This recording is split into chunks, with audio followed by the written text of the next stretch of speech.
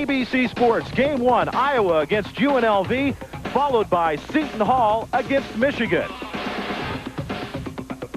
The Duel in the Desert is next.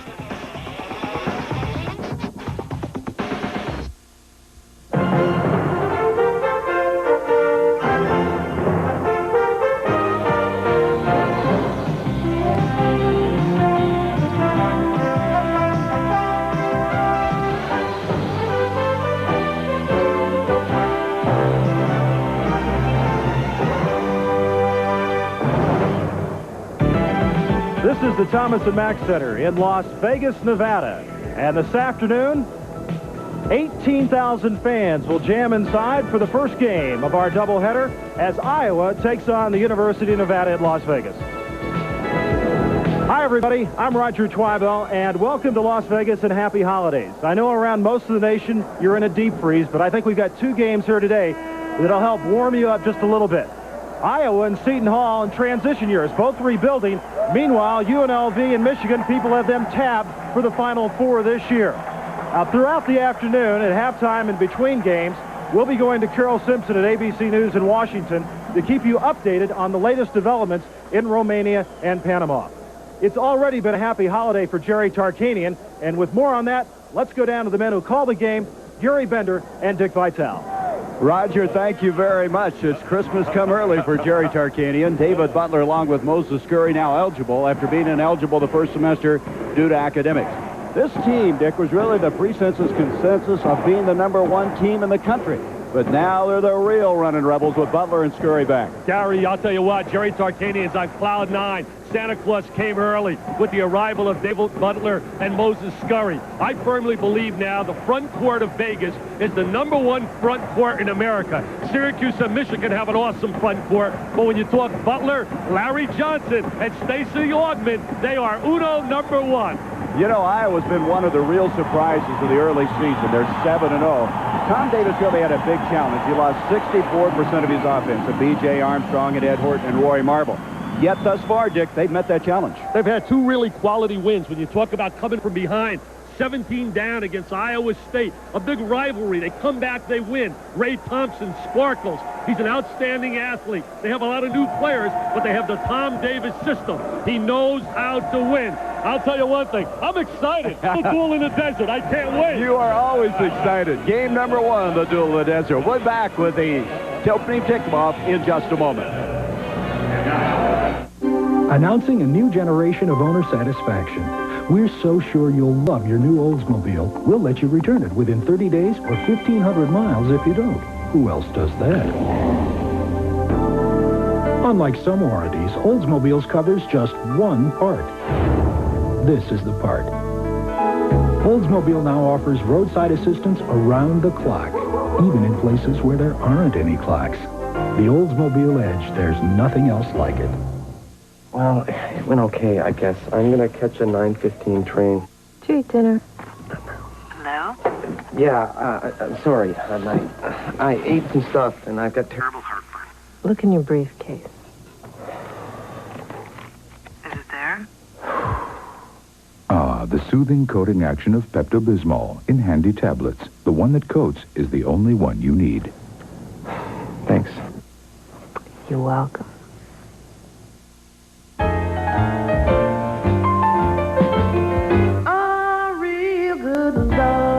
On BASF videotape, Christmas will last all year round. BASF, tape that lasts forever. Put a luggage cart in a suitcase, and what do you get? Samsonite's piggyback. It's particularly handy on long trips like the one from your car to the ticket counter.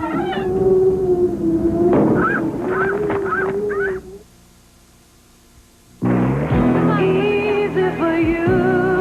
Hey, Shelter. So much for campfires. This will be over soon. Stetson cologne, comfortable, easy to wear. Like campfires? Yeah. Campfires smell great. No, you smell great. Easy for you. Know any good ghost stories? Easy to wear. Randy, that great smelling guy's here. Hard to resist. Hi. See what you started.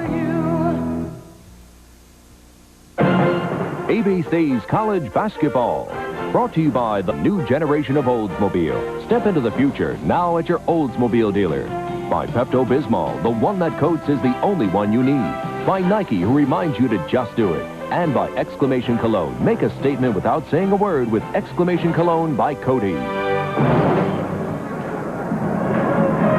And welcome back to the Thomas and Mack Center. Joining me right now is Cheryl Miller, and happy holidays to you. Cheryl, you're going to be down around courtside today. Well, I sure am, and I'll tell you one thing. Las Vegas is Showplace America, and the Thomas and Mack Center is no different. And in order for the Running Rebels to keep up with this blitzy Las Vegas atmosphere, earlier in the game, they had a fantastic light work show. The fireworks spectacular, and this firework production wouldn't be complete without the 14-foot shot. The Sharks. But I'll tell you one thing, Roger. Many stars have been to Las Vegas and have been through it and everything else. Jerry Tarkanian and the Running Rebels continue to be the #1 ticket here. Now, is it only a coincidence that you have Iowa colors on right now? It's only a coincidence. Matter of fact, they kind of look kind of good in this. You look great. All right, thanks. Now, let's get down for our starting lineups and Gary Bender. Gary? Thank you, Roger, and thank you, Cheryl. And here's the Hawkeyes. And the guy to watch is Ray Thompson, averaging over 21 points. Gibson at 7 foot has really come on this year. He's leading the Big Ten in rebounding. UNLV, on the other hand, are they glad to have David Butler back? They were really having problems in the rebounding area. And, of course, Larry Johnson, he's the guy that has been picked as the Junior College Player of the Year last season. What an impact player he is.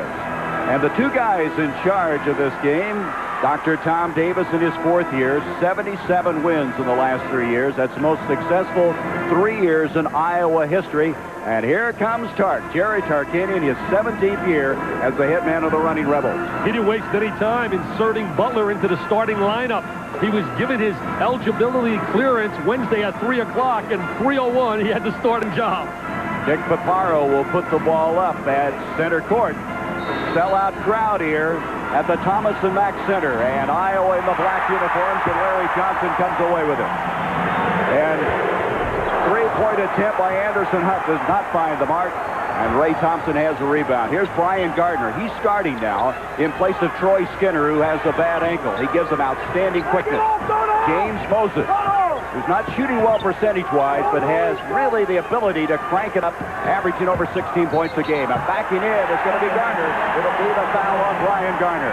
Gardner has a tendency to play a little bit out of control. That's really why he doesn't start. As we look at Dr. Tom Davis, Iowa to win has to reduce the turnover ratio versus the Vegas press, because Vegas likes to get a lot of scores out of their press, and they have to get to the foul line. That's been a tradition of Dr. Tom Davis's clubs. Go to the foul line and put a lot of points on the board from the foul line. In fact, they have taken 100 more free throws than their opponents coming into this game. No score, just underway here, and the first of two on the Duel in the Desert. In it comes to Johnson. Rebound by Gibson, the 7-footer out of Bull Barrels, North Dakota. That was an excellent pass by Butler down into Johnson. Stacey Ogman, who was voted the Defensive Player of the Year last season, coming up with it. Already 2 turnovers in the ball game against Iowa. They're trying to get a little high-low action from their post people. Larry Johnson so strong inside. Greg Anthony trying one from outside, and Michael Ingram, who's given this team some real toughness, comes up with the rebound. Well, Gardner all the way, and tipped by Gibson once, twice. He'll go up again, and he's fouled, and the basket will count. Gibson comes out of North Dakota. He comes from a town that has 600 people. I'll tell you one thing, he's the biggest guy in the community. As we watch him working on the glass, they say he's really improved his boards. You can't teach 7-foot size. Kisses it off the glass, and there's the foul, and he's all pumped up. They believed in this guy, Les Gibson. It took a while to arrive, but his game really coming together. Anthony committed the foul. Chance for a three-point play now for Les Gibson. You mentioned Bull Bells, North Dakota. It's right on the Canadian border. Rebound by Johnson. Vegas likes to really push that ball up the court. Anderson Hunt has missed 2 from that corner, and it's going to be off of UNLV. Gary, they're 0 for 3 from the perimeter, and I believe they have to make that wing perimeter shot. They got to execute against the 3-2 zone, and we talk about that as the strategy. And they got to score versus the Iowa's press. Iowa likes to utilize a full court press, and I believe Vegas has to take the ball right through the press and try to get a score. Iowa attacking him. They're coming right after him. They're not afraid of this quickness and this tenacity of UNLV. Here is Moses out of Carson, California with a missed shot. Johnson tries to save it, but he was over the end line. Moses came out of high school with a reputation as a tremendous shooter. He has really struggled at Iowa shooting the basketball. He is one of those guys, though, that has no conscience. He just keeps shooting, and the ball he thinks is going to go in the next time. And that's the kind of guy you want to have. Doesn't let each shot be a premium. They're playing him at the 3 slot and playing it Thompson in the back court.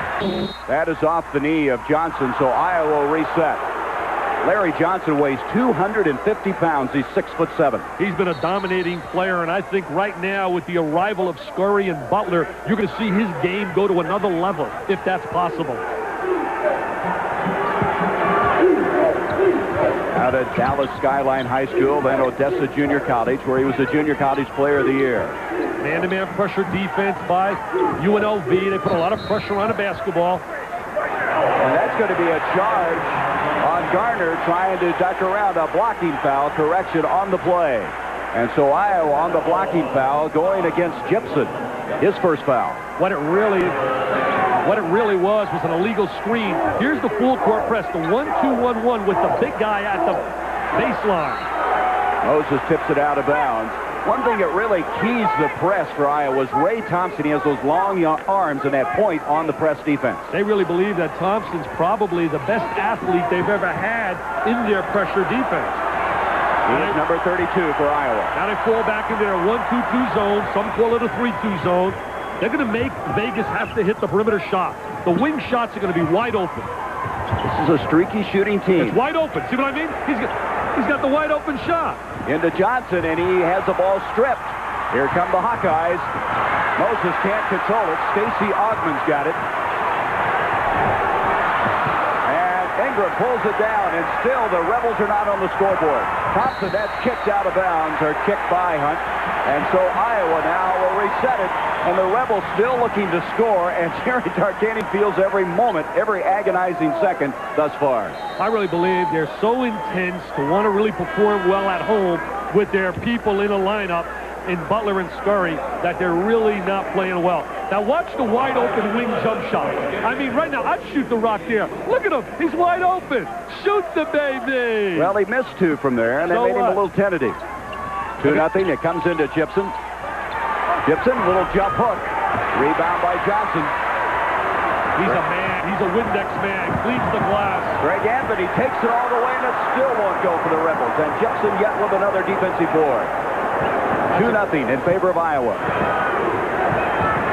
Ray Thompson, three-pointer. He's had a sensational first 7 games. He has played so brilliantly for Iowa. That is going to be touched last by Iowa. Thompson averaging over 21 points. You know, there's never been a sophomore in Iowa history average 20 points a game. He also averaged 11.5 last year and then was declared academically ineligible, and that hurt them down the stretch. Look at the wide open wing shots. Nice spin move, and after that foul and tip, they're going to wave it off. Offensive interference. I'll tell you one thing. You're looking at 2 teams that really jack it up and play with great intensity. As we look at Dr. Tom Davis, his clubs always play very hard, and so does Jerry Tarkanian. They played so hard in beating North Carolina at home. Going on the road to beat Iowa State in Ames after trailing by more than 20. Substitutions now coming into the ball game for both clubs. That's Travis Bice, number 13. He's on the floor for one reason. He's an excellent perimeter shooter. And with the kind of strength they have on the interior, the wing people are going to get wide open. There's the foul on Butler. Boy, they ran him through the picket line that time, and Gibson took a pretty good check as he was setting up the block. And Skinner is fouled, and Iowa inbounds on the far side. Jay Webb, number 42, a freshman out of San Jose, is in the game. They think he's going to be really a good one. He's a strong power player. In high school, he was a dominant force down in the boxes. Number 42, Jay Webb. Iowa with a 5-0 lead. We've almost played 4 minutes, and UNLV still looking to get on the scoreboard. Iowa likes to run that passing game, swing it side to side, and have 2 guys on the boxes exchange down inside. Thompson driving in, gets it out to Skinner. Skinner's really been struggling in his shooting. Wade Luckenbill is also in. Deflection comes off to UNLV. Travis Bison, that's the three-point shooter. Doesn't get it, and they still can't find the hole. We talked about our strategy, Gary. Number one, they must hit that wing jump shot to open it up for Butler and Johnson. The Rebels are 0 for 8 from the field. Thompson trying to duck in, and Weiss comes up with a steal. 2-on-1. Get it back. Anthony will take it to the hole, and they still can't get the scoring column broken. Not a good play by Anthony. Should have given it up with a little bounce pass. Boy, a torrid pace back and forth into Jepson. Follow tip. Webb saves it. Off to Thompson. It's really fast and furious, and now Thompson with a charge. Excellent call. No question about it. He hooked them with his left arm on that drive to the goal. You know what I'm impressed with? The kids from Iowa are not intimidated at all here with this environment, and this could intimidate you. They're going right at it. We'll be back. Yo, this is Morris Blackman, and this is my main man, Michael Jordan. And this is a pair of tight Air Jordans from Nike. This is something you can buy. And this is a patented, vicious, high-flying 360 slam dunk. This is something you cannot do. Let me repeat myself. This you can buy. You cannot do this. Can.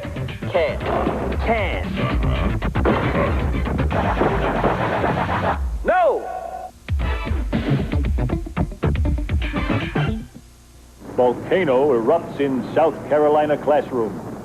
Now let's go inside. IBM is helping teachers teach and bring subjects to life with courseware that helps children learn English, math, science, and more. Looks hot, but it's cold.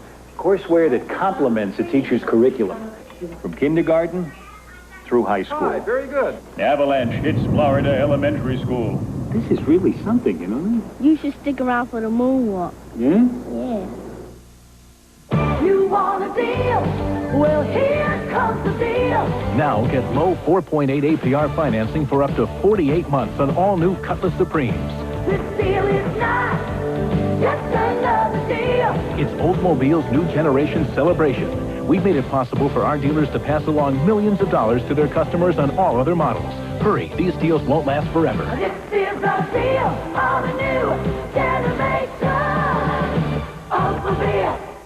Runner-up Seton Hall is out for revenge against the team that took the national crown, the Michigan Wolverines. Coming up next as ABC's college basketball continues. Gary, watch right. Uh-oh, we had a little problem here with our... we got a little breakdown. Right here, we're going to take a look how Anderson Hunt is going to be wide open on the wing against the defense. They bring him in. They're packing it in. Now look at number 12. He's not even looking at the basket. Now they reverse and dump it in. And right now he's got to shoot that wide open shot. Our telestrator went boo-boo on me. I don't know what happened. I drew the thing, Gary. That's a turnover on this baby. It must be Las Vegas, Dick. Give a turnover to the telestrator. It didn't want to draw. 15-16 to go in this first half, and still the battle Las Vegas has not scored. They are 0 for 9 for the field, and that's going to be a foul on Moses. James Moses, who in high school averaged over 34 points a game, the school's all-time leading scorer in Carson. Coming into this game averaging 16, as now on the far side, UNLV will inbound.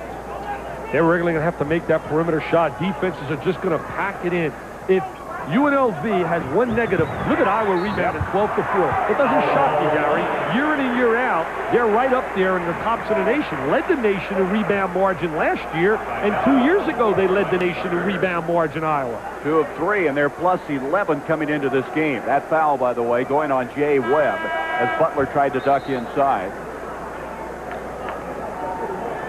I really believe when you look at UNLV, the one area that I think that they've been a little inconsistent on, really going to have to improve to make a strong run for a national championship is backcourt play. And Anthony and Hunt have to have more consistency to their game. Here is Butler, of course, ineligible that first semester. Boy, they're glad to have him back. 2 years ago, he was the junior college player of the year out of San Jacinto in Texas. And, of course, this year, Larry Johnson joined the team. Well, when he was a freshman there, they were 37-1 under Ron Arrow as he gets his first point. Played with Moses Scurry, Boo Harvey, Michael Porter. They had a sensational team.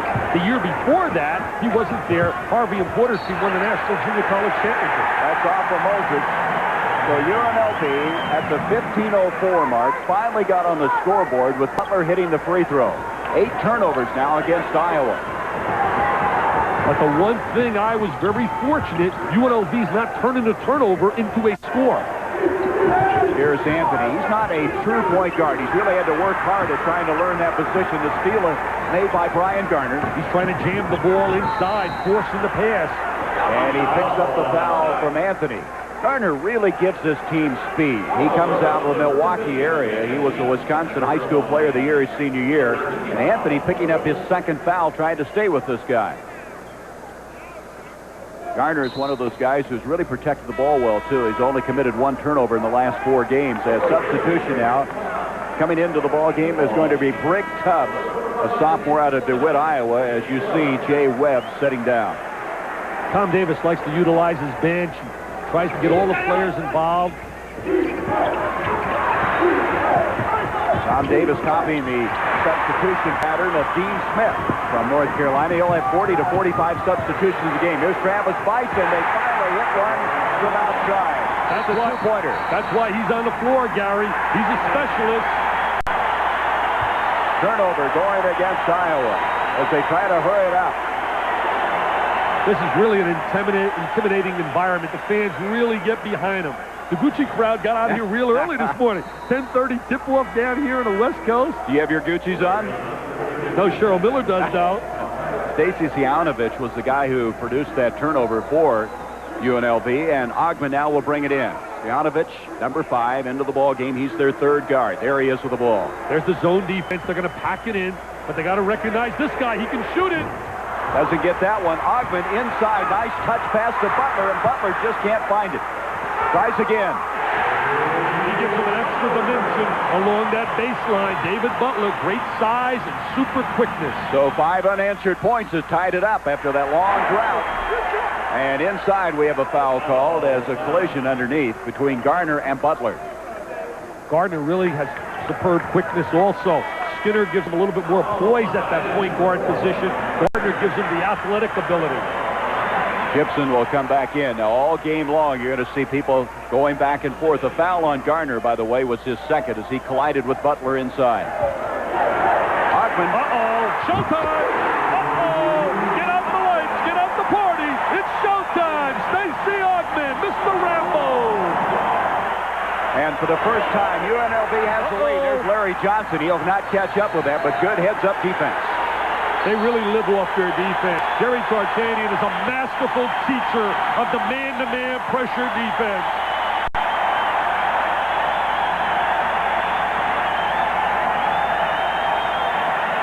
Stacey Ogman with the great catch. He looks like a flanker back. Up and away from out of California. And they love Stacey down in Vegas country. At Muir High School in Pasadena, he was the Big West Player of the Year last season. Watch how Iowa really tries to post up on those boxes and exchange down on the, we call it horizontal screens and vertical screens. You just saw Moses run a horizontal. They're going to try to post him on a box against Bice. Thompson trying to shake loose and does. He's so smooth from out of Argo, Illinois. He has 5 points in the game, ties it up at 7. 3-point attempt by Ogman. Not normally a good perimeter shooter, but he's been an approved shooter. All of a sudden now, after that long dry spell, UNLV has started to hit stride and play very well.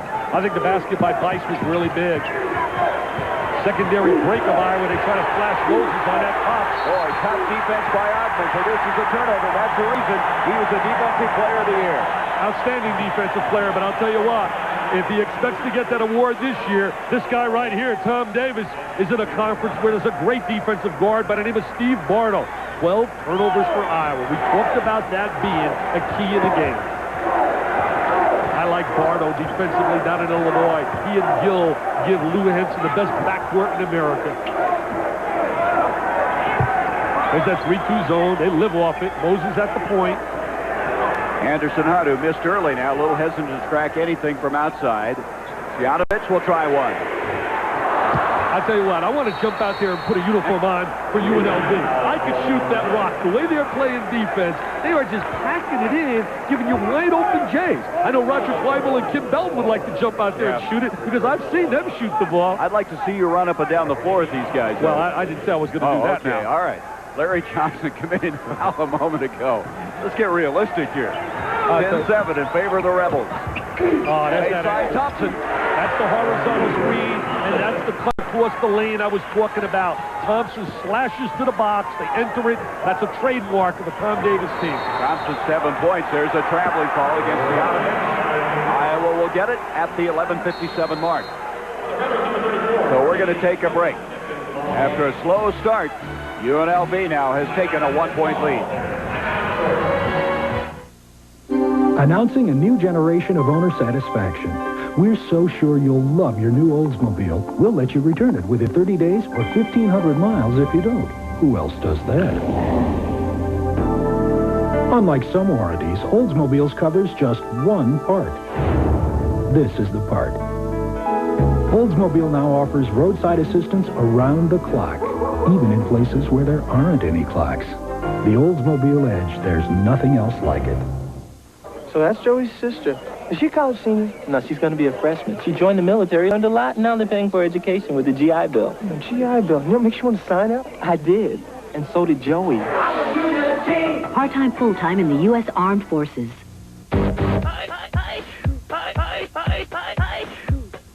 Got a cold? Gotta get Alka-Seltzer Plus cold medicine. It works. It's fast. Alka-Seltzer Plus. The fizz works fast.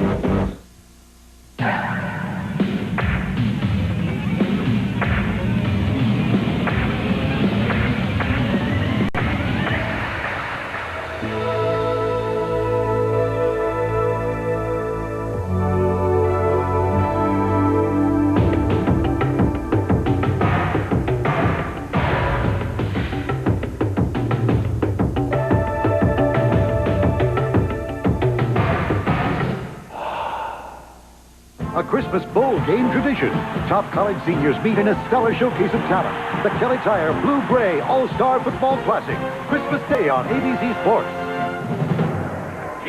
The running Rebels with a 1-point lead at the 11:57 mark. This is the first duel of this Duel in the Desert. Next, a rematch of the NCAA championship game from Seattle. Seton Hall against Michigan. Different Seton Hall team. Michigan with 4 starters back from that team. Michigan really has. Let's look at Rudy Washington right there, the assistant coach. He does a great job at Iowa, and he's also right now the president of the Black Coaches Association. Has a lot of responsibility on his shoulders, but he's in charge of rebounding. And the last 3 years, Iowa's been superb in rebounding. 2 of the last 3 that have led the nation in rebound margin, Gary. That ball was kicked. They'll reset the shot clock. And look at this. They're leading in reboundings as you speak. They really work on getting good position. So Iowa jumped to a 5-0 lead, now trailing 10-9. Boy, they extend their defense, don't they? They come out almost, pick you up on the center court line. Well, they really pressure on the ball, try to front on the boxes. Denied passes side to side. A.C. Earl, freshman out of Moline, Illinois, in desperation, tries to pass to Gibson, who hits the deck hard. It'll be off of Iowa. Boy, he really got hit hard that time, but he seems to be all right. The Hawkeyes are really struggling against the pressure defense of UNLV right now. They can't seem to get into their offensive set. Butler was in trouble. Somehow got it off to Sianovich. This is a kid that can be outstanding or be just very average. Right here, he's a king. 3-pointer, and that'll get him back on track. He's from out of Southwestern High School in Detroit. In fact, his high school coach is here today, Perry Watson, where he's got an amazing record as a high school coach. Well, he hit the shot that eliminated Arizona last year, the top-ranked team in NCAA play. There's a 5-second count. And again, good defense by UNLV, the 13th turnover against Iowa. He's going to take A.C. Earl out of the game. He's a shot blocker, but really struggling. There's North Carolina with a big W. They seem to be getting it together. 4 losses. Dean has his team with a 16-point win over Kansas State. Coming in now for the first time this season is Moses Scurry. He, along with Butler, were ineligible in the first semester. He's number 35, and he is a tenacious rebounder at 6'7" out of Brooklyn. From the right-hand corner, Hunt trying to make another one count, and nice follow by Ogden. Look at the battle going on by Larry Johnson and Gibson. It's off of Gibson. The reason the fans like Scurry, watch his emotion on the floor. It becomes very contagious. He's a very emotional player. He said, can I please say hello to his mom in Brooklyn? I said, I can't do that. I'm not allowed to do that. Am I allowed to say hello to his mom for the holidays? Dick, I think you just did. Oh, I did? Yeah, oh, okay. Yeah, okay. Okay, Moses, I take care of you. Out of Eli Whitney High School in Brooklyn. 13-9 in favor of the Rebels.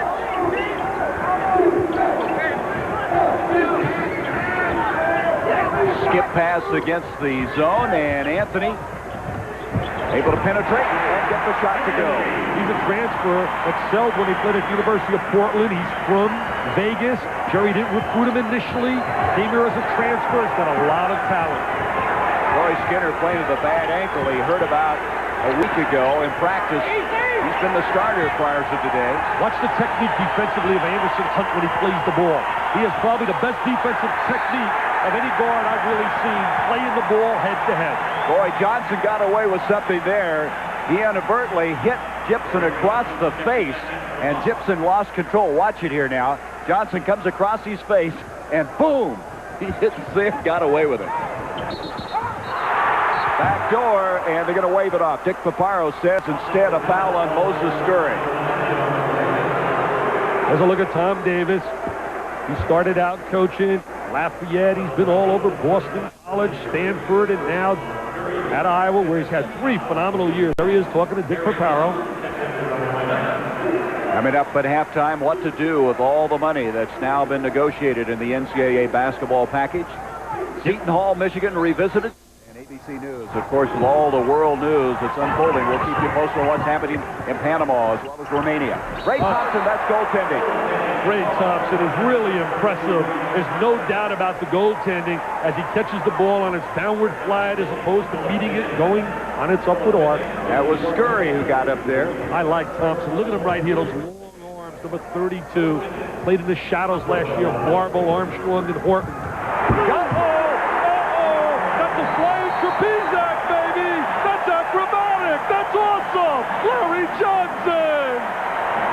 Whoa, is that impressive? Oh, baby! His first 2 points, and he made a statement there. Big exclamation point.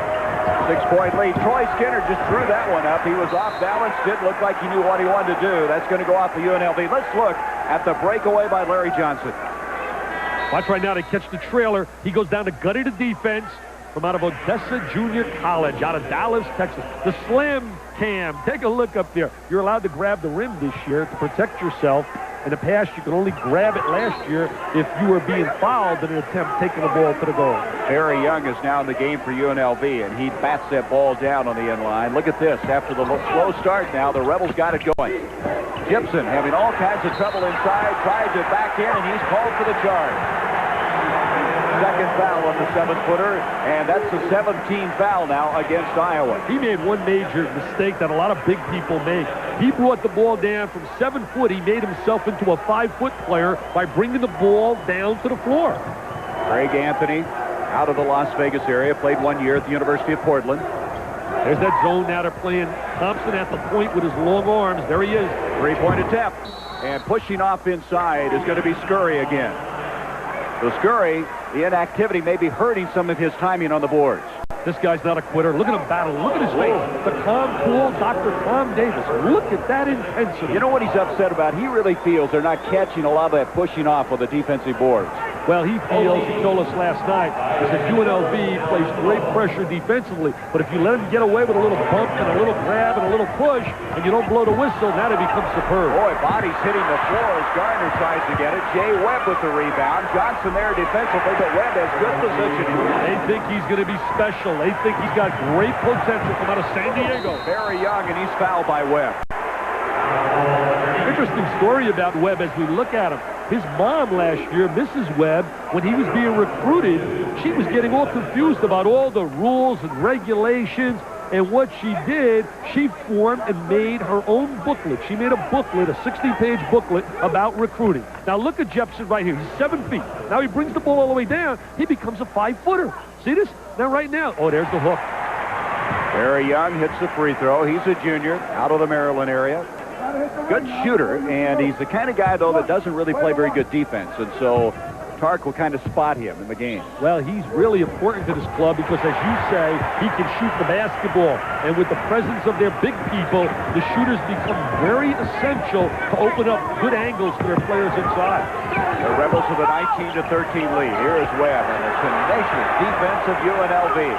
Ingram has come back in. Johnson reaches in on him. Johnson's like a warrior out there. Anthony has it. He gets it up the floor. Scurry to Johnson, and he's fouled, and he takes a pretty good shot from Garner. That is his third foul.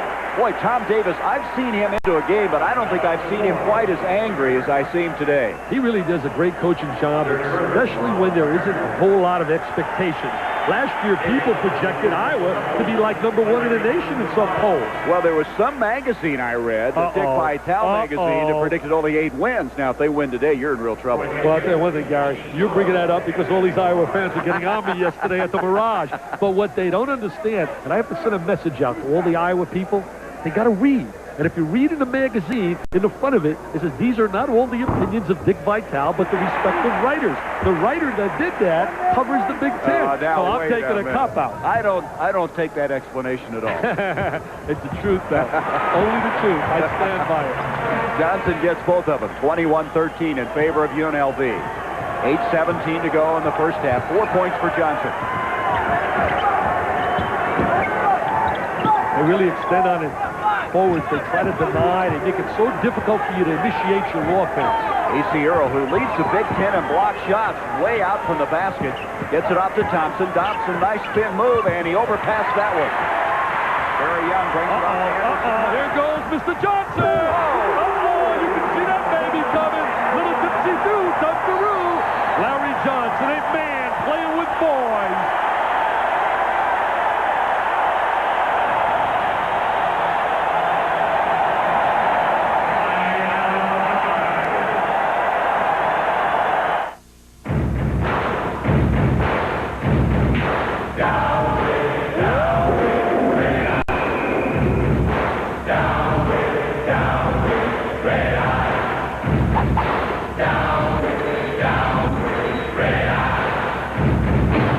In response to popular demand, we proudly introduced the Nikon Teletouch 300, a totally automatic dual-lens camera that significantly reduces red eye.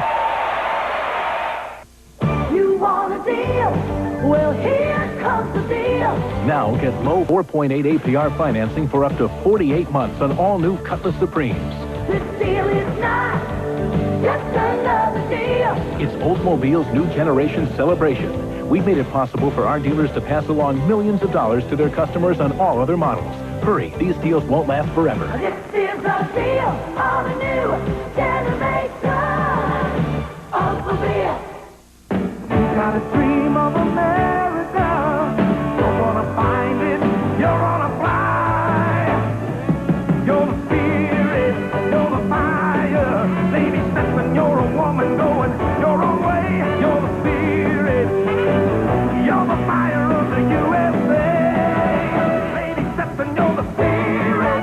You're the fire of the USA. Flash. Snow in Hawaii.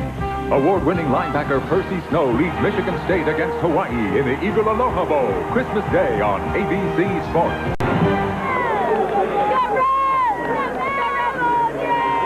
UNLV on a 23-8 run now. Have jumped to their biggest lead of the game. Let's go to Cheryl Miller. Thank you much, Gary. With me is Jim Strong, who was with the University of Notre Dame, was the offensive coordinator. Now he's the head football coach here at UNLV. And coach, it must have been a tough decision to make. Well, it was a tough decision. I got an opportunity to be a head football coach in Las Vegas, a great city and a place to build an outstanding football program. What would you like to bring from Notre Dame to UNLV? Oh, I'd probably like to bring about half those football players out there. I think that'd help the program in a hurry, but I think the biggest thing is just the credibility in Notre Dame and the way they develop the football program and the tradition that they've had over the years. I think that I've learned a lot about building a football program from the ground level up. All right, thank you very much, Jim. Let's go back to you. Jim Strong, by the way, played for Gene Cady at Hutchinson Junior College. I'll tell you one thing, just meeting him, he's very impressive, and Lou Holt says he's a dynamite recruiter, and all the people at Vegas are excited to have the Fighting Irish assistant. 10-point lead for UNLV. Thompson, who has 9 of the 13 points for Iowa, misses from outside. Here's where they got to complete the play. They got to convert in transition. Still a little tentative, didn't he? He's not really getting the good rotation and that follow-through. He's a much better shooter than what he's doing out here today. He has that wrapped hand. He hurt it against Oklahoma. Troy Skinner trying to get away from Hunt, and Hunt commits the foul. Well, I'll tell you, Dr. Tom Davis really livid. He thought it should have been blown a little bit earlier. The tenacity of Hunt trying to really deny the basketball. Look at him right now, number 12. He missed the shot, but look at him working defensively. He doesn't want him to touch the ball. That's ball you man denial, but he bumps him. He definitely fouls him. You know what? I wouldn't mind a player getting a foul like that if I were coaching. That's hustle, scrappiness, and tenacity. He makes it difficult, and Skinner go to the line, and Skinner is struggling from every part of his shooting game as one out of the ball game now will be Hunt. The 1-and-1, that's 7th team foul now against the Rebels. Here's Skinner. He's got good touch, but he's not shooting well. There's something not there, and a foul now is going to go against Moses as he tries to follow up. And if you watch Skinner shoot in practice, he's got the excellent touch, the excellent rotation, but yet during the game, he is really struggling shooting the basketball. It's become a mental thing for him. He averaged almost 37 points a game at Palmer, Iowa. He was a runner-up to Wade Luckenbill as the player of the year in the state of Iowa. Luckenbill, such an aggressive player. He gives you all the intangibles. So Butler at the line. Butler, 6'10", a 200-pounder. He played at Coolidge High School in Washington, D.C., and last year only shot 61% from the free throw line. You know, you talk about the Big West, and that's where UNLV plays, and I really feel they'll dominate the conference again, but Long Beach State's doing a great job under Joey Harrington. They beat a really good Texas basketball team. They've given Purdue their only loss. Gene Katie has only one loss, and it was to Long Beach State. So Joey Harrington's building up that program. Now the lead at 12 after the 2 free throws. A.C. Earl tries to follow, and Butler, it's all over. Boy, he brings that down with authority and throws it away. Not a good play by Butler. A little hot dog, a little mustard, a little Hollywood, and look at Clark. Says, no, David, but you know what? I'd rather have David on the sideline. Yeah. I mean, playing. What did it take him, 30 seconds getting back in the starting lineup? Maybe 10. 25-13 in favor of the running Rebels. There's that passing game. They swing it side to side, trying to get the ball down to the boxes. But there's no Horton and there's no Marble. Three-pointer by Moses. That's what he has to give him.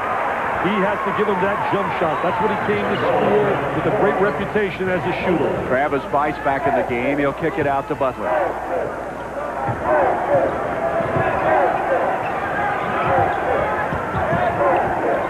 That's a skip pass they like to use against the zone, and Barry Young doesn't get it. Butler over the back, kept it alive, and then A.C. Earl fouls Larry Johnson. Larry Johnson's going to get a lot more offensive rebounds with the presence of David Butler on the floor. And right now, with Bison Young on the floor, two guys that can shoot the ball. Look at this, 2 platoonics, bringing a whole club in. A wave of substitutes come in, and that's very characteristic of Tom Davis. Did it at Boston College. He did it at Stanford. A game earlier this year, he made 40 substitutions. That was against Iowa State. Says I don't keep track of it, but it's in that neighborhood, that figure, most every game. Well, it keeps the players involved in a practice session as well. Psychologically, it's a great move. If you're a scholarship athlete, he's got to have some ability, so why not utilize him during the course of a game? And at least if a kid knows mentally that he may go into the game, he stays into the game on the sideline as he's observing. 11-point lead now for UNLV. Skinner doing a pretty good job handling the ball, gets it off to Webb, and Webb blocked by Butler. Butler gives him that shot blocking ability, and then here it is, up, away. Created by the blocked shot. The Celtics for years started in a Red Auerbach era with Bill Russell key in the running game. The blocked shot, and off they went with Cousy and Sharman and Jones.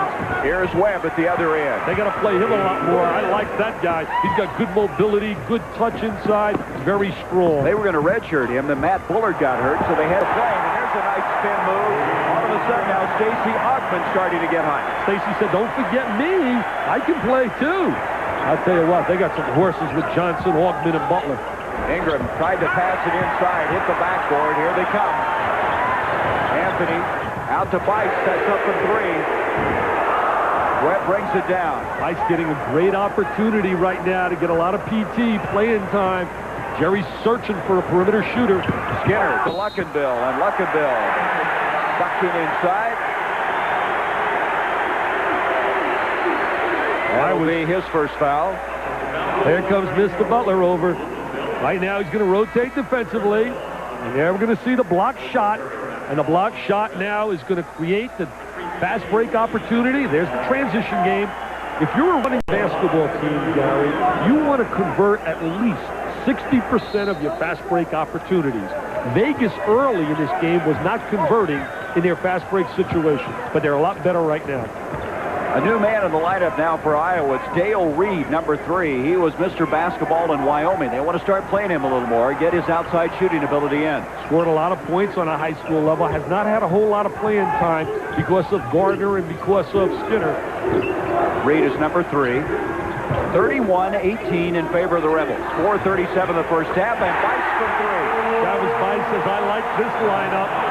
See, a guy like Bice becomes important, just like Matt Rowe was when he played for Syracuse, now transferred to Maryland. Shoot the basketball. Give him that perimeter shot. That's a role. You need role players. Can't have all stars. Suffocating defense by UNLV, and they have the ball again. Bice, he wants it, doesn't he? He's making us look good, Gary. When he came in, we said he was a specialist. He was a shooter. And I'll tell you what, he's not letting down the torque. 152 pounds. He's not very big, but he's got a big shot. There's Webb. Right now, Iowa is in trouble. Johnson out of the break. Watch out. Johnson, nice swing. Watch out. The running Rebels. You better get a little TO, Tom Davis. This is the reason they call him the running Rebels. They can run. They can run. They play defense. And I believe they will be the best team in America with this current group. We're going to take a break. Iowa trying to regroup. They say, come on down, Kansas. Come on down, Kansas.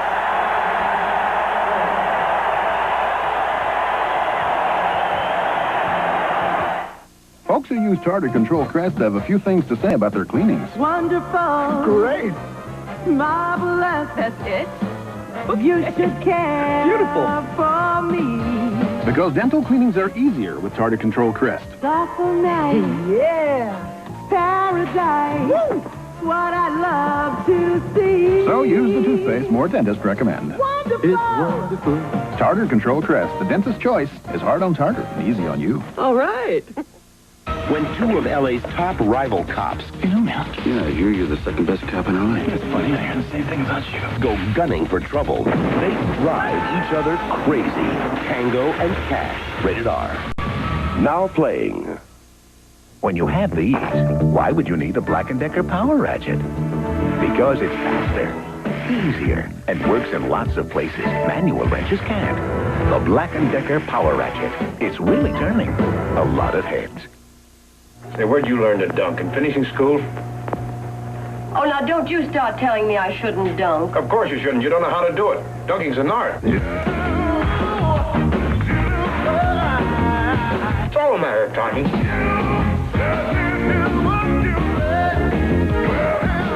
Oh, I'll write a book about it.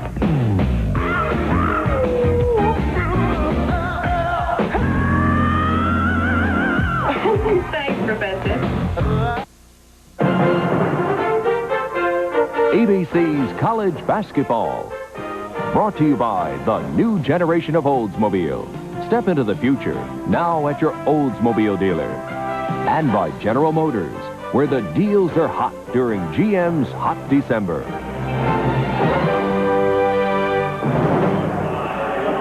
UNLV got a very slow start, missing their first 9 shots. They trailed 5-0 since have outscored Iowa 39-13 at Dick. The obvious question, how good is this UNLV team? Well, you know, Bice can shoot the perimeter shot, but I think what they're really lacking to be a great basketball team is a Danny Tarkanian or a Mark Wade, a distributor, a passer. Remember when those two played the point?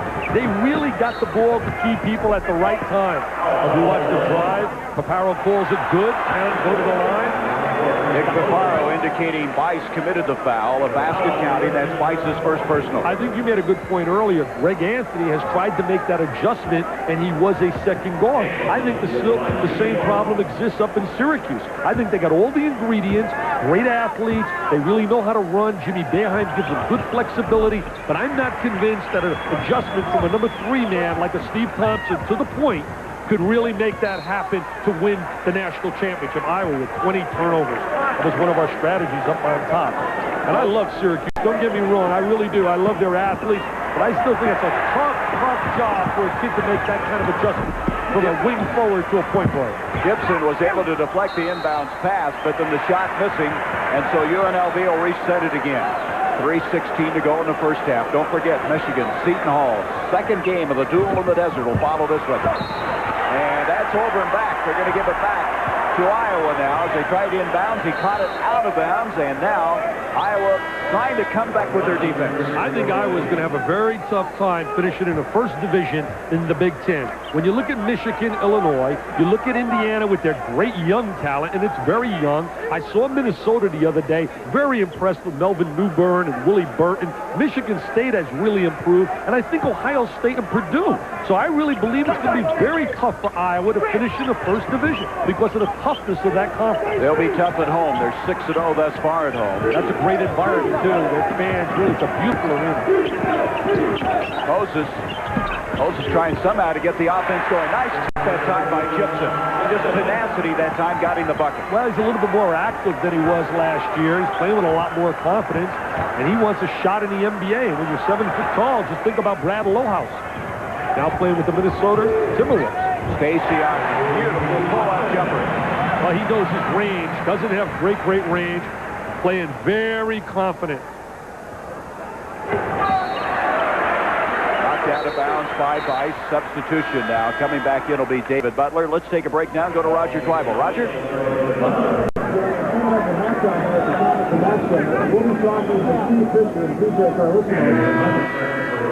Having a little problem there at the microphone. We'll check back with Roger. He'll be with us at halftime to take us through the halftime here at Thomas & Mack Center. What a beautiful facility this is, as it's been the home of the Running Rebels now. This is the 7th year. 17th year that Jerry Tarkanian's been here. Let's look at Iowa trying to get into their offensive set. Reed getting some playing time. Nice pass to Thompson, and Thompson is able to complete the play. I'll tell you what, that kid is going to be an all Big Ten performer. He really is an outstanding baseline performer. He can play on a perimeter. And he has 11 points in the game. 41-25. The Rebels. Here's David Butler. Moses trying to track it down. Here comes Stacey the other way. Butler slides in. Follows. And Butler just can't get the ball to go in for him. If you talk about effort, boy, he's glad to be back. Good second and third effort. Played for 2 years at Coolidge High School in Washington, D.C. But he has really helped not only the team collectively, but he's helped Stacey Ogden, because Ogden's having to play the pivot some, and that's not his spot, and now can move out to that forward position. Well, Larry Johnson said, boy, am I happy Big David's back. Take your pick there. Both Tubbs along with Gibson committing the foul. And they're going to give it to Tubbs. So Butler to the line. Butler is fearless. And talking to Tarkanian yesterday, he said, if there's one thing I love about him, is his toughness and his just fearless ability to just not be denied at any phase of his game. Well, they're really looking forward in the recruiting process to try and replace this guy, and they're hoping to get a guy by the name of Ed O'Bannon from out of Lakewood, California, Artesia High School, probably one of the best, as we look at Jerry Tarkanian, one of the best big kids still available at 6'8", and he's made his cut list. He's got it down to Syracuse, Southern Cal, he's got UCLA, and Arizona State, Bill Frieda. And we're going to have a feature on Bill Frieda. Hey, I got something about Frieda. Tell me this isn't true, Bill Frieda. Tell me it's not true that after a game you said, let me tell you, gang, I am really excited about San Francisco, Seattle, and L.A., and the hell with Champaign and Lafayette and Bloomington. Those are horse manure towns. I can't believe that Frieda said that. Did he say that? He didn't use that one word, did he? Yeah, it did. I read it in the paper. I can't believe it. All right. All right, we're going to have a break now. Let's go out and see if we can get Roger. Roger, you up there? Yeah, I sure am, Gary. And I want to just tell you what's coming up at halftime here at the Thomas and Mack Center. We'll be talking to Steve Fisher and P.J. Carlissimo, the coaches from Michigan and Seton Hall, about how their past summer has been after that national championship game. And also Cheryl Miller will have a feature on the big money that the NCAA will receive from CBS, $1 billion for 7 years. And, of course, we'll be checking in with Carol Simpson in Washington, ABC News, for the latest in Panama and Romania. Thank you, Roger. We had a technical foul reaching in that time against UNLV, and so Moses with a 2-shot technical foul. They should have called the technical on Frida. I mean, I can't believe he made those statements. I think he might have been joking. I just can't believe he would say that. It was a great college town. Great college town. Well, he likes that weather out there in the Valley of the Sun in Phoenix. Maybe he just had one of those moments when he didn't think it through. Well, he won his first game. They had beaten San Francisco, and I guess maybe he got a little excited, but that's got to be the dumbest quote of the year. Look at the pressure now being applied by Hunt. 5-second count on Dale Reed. Dick Paparo right in front of us making that call. Tom Davis, if he has to be upset with one thing so far today, is the execution offensively.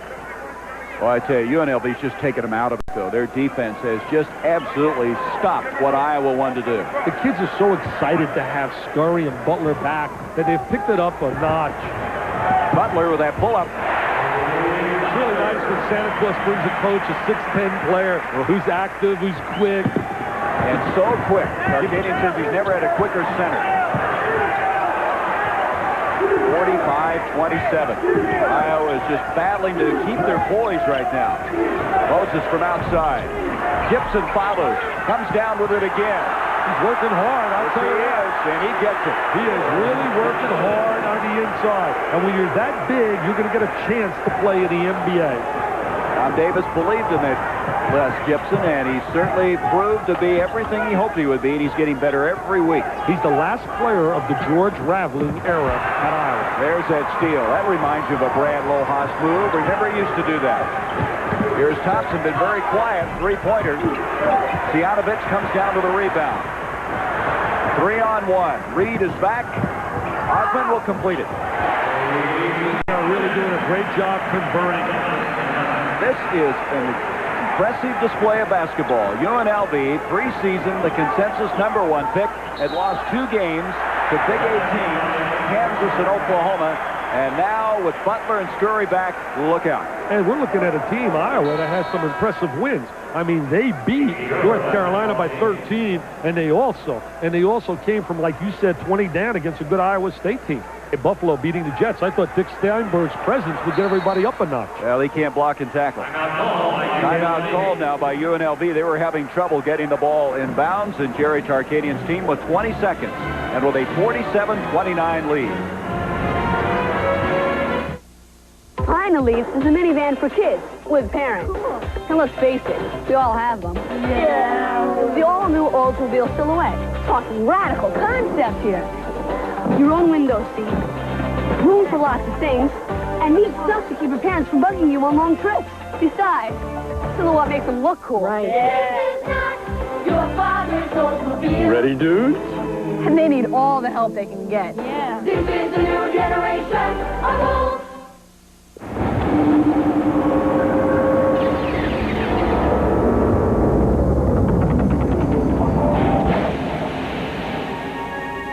Financial serenity. It takes confidence. Control. The Travelers has been delivering on this promise of financial peace of mind for 125 years.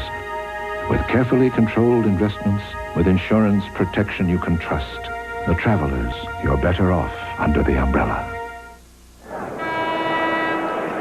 47-29. The Rebels have stormed this Iowa team after trailing early 5-0. Christmas Day, we have a special present for you, a college football doubleheader, the Kelly Tire Blue-Gray All-Star Football Classic. Last year, Jeff Longeman came out of that game, the #1 pick of the Jets that you were just talking about a while ago. And then over in Hawaii, the Eagle Aloha Bowl, Michigan State. You could see this man, Percy Snow, the outstanding linebacker against Hawaii. And then on Monday night, a big game. Minnesota must win. They must win to win the Central Division of the NFC. And Cincinnati right now is red hot. Well, I tell you, Cincinnati didn't take any prisoners against Houston, but he better save some of those points because I just got out of Minneapolis, and they are ready. 7 Pro Bowlers they have, and 6 for, hey, I'll tell you, 6 for Cincinnati. 13 Pro Bowlers in that game. I didn't know you even were interested in football. 5 seconds left in this first half. Here's Butler trying to take it up, stripped to the ball. Odell Davidson to the game, and the time expires. And it has been an impressive exhibition of basketball for this UNLV team. The Running Rebels at the halfway point with a 47-29 lead.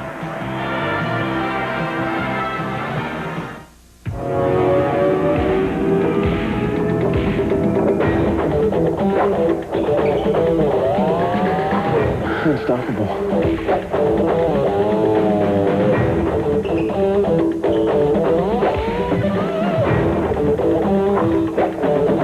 Unstoppable.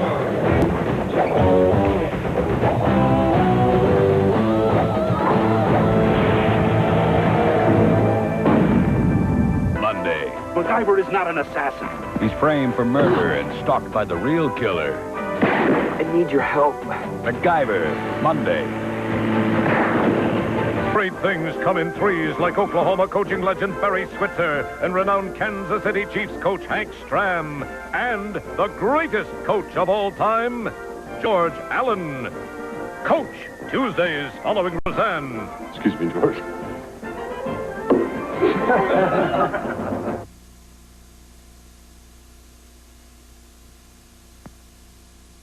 Sir, this is one of the few businesses that doesn't advertise in the GTE everything pages. Why is that? Well, this is Mom's restaurant. And this is Mom. She's a great cook. But if I advertised in the book people actually use, this place would be packed. I don't think either one of us wants that on our conscience. Do we? Businesses that want to be successful advertise in the GTE everything pages. Those that don't.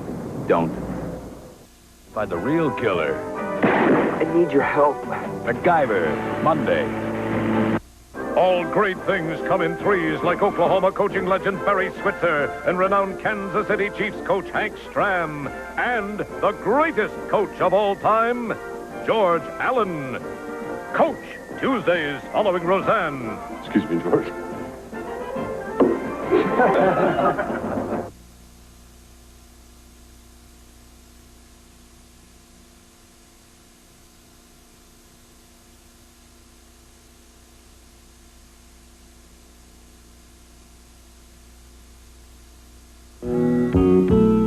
Gaming, Nevada's foundation for growth.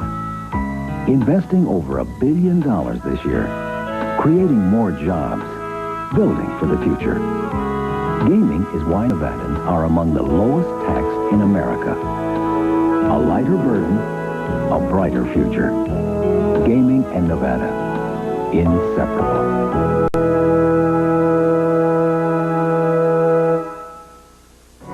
Celebrating a festival of light. Happy Hanukkah from Channel 13.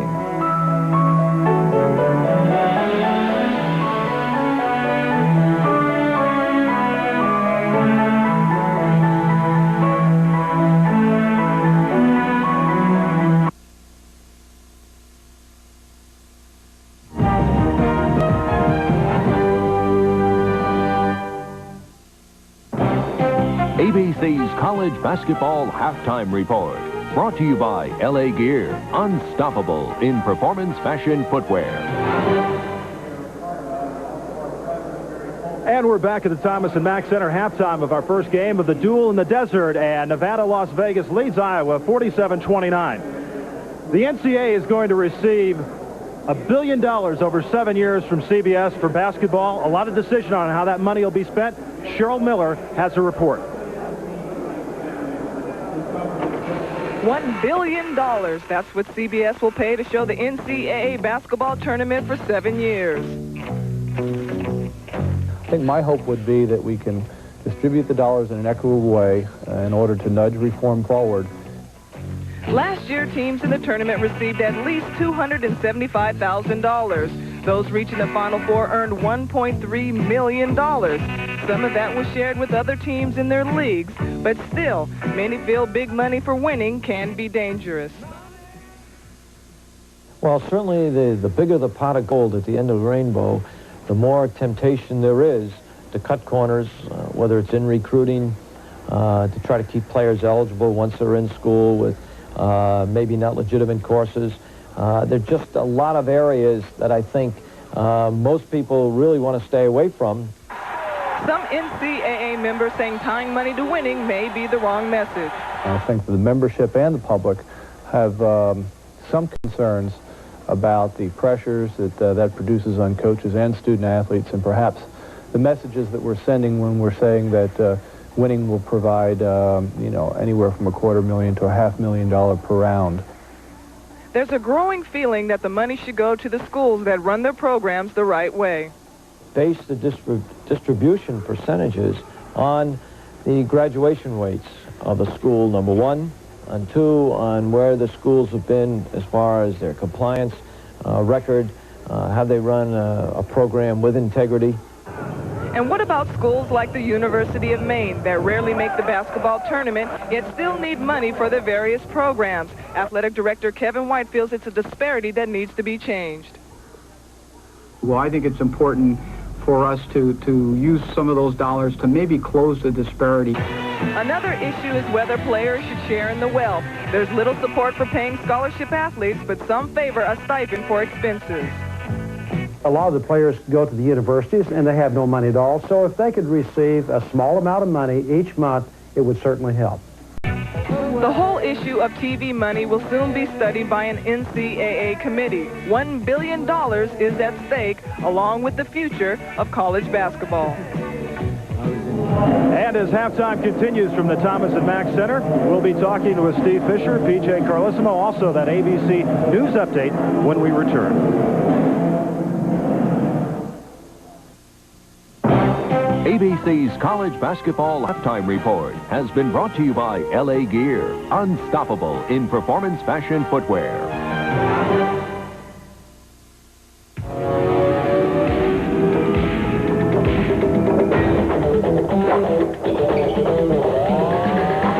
Unstoppable.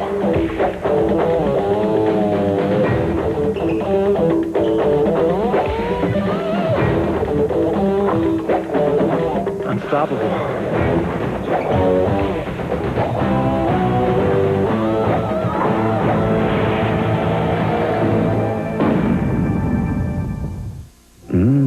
What's that fragrance you're wearing?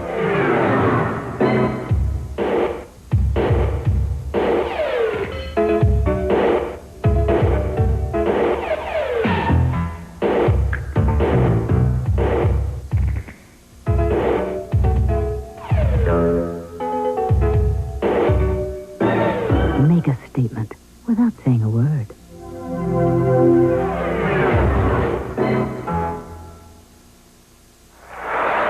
No television delivers the big picture quite like RCA. With features so advanced, you can watch TV in ways you never thought possible.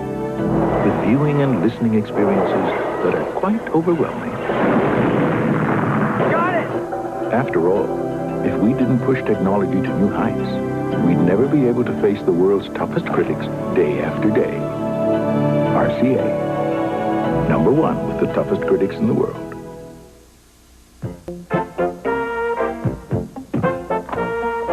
Have you ever wondered what a baggage handler might take on vacation? Well, everyone should take Samsonite's Glutton for Punishment.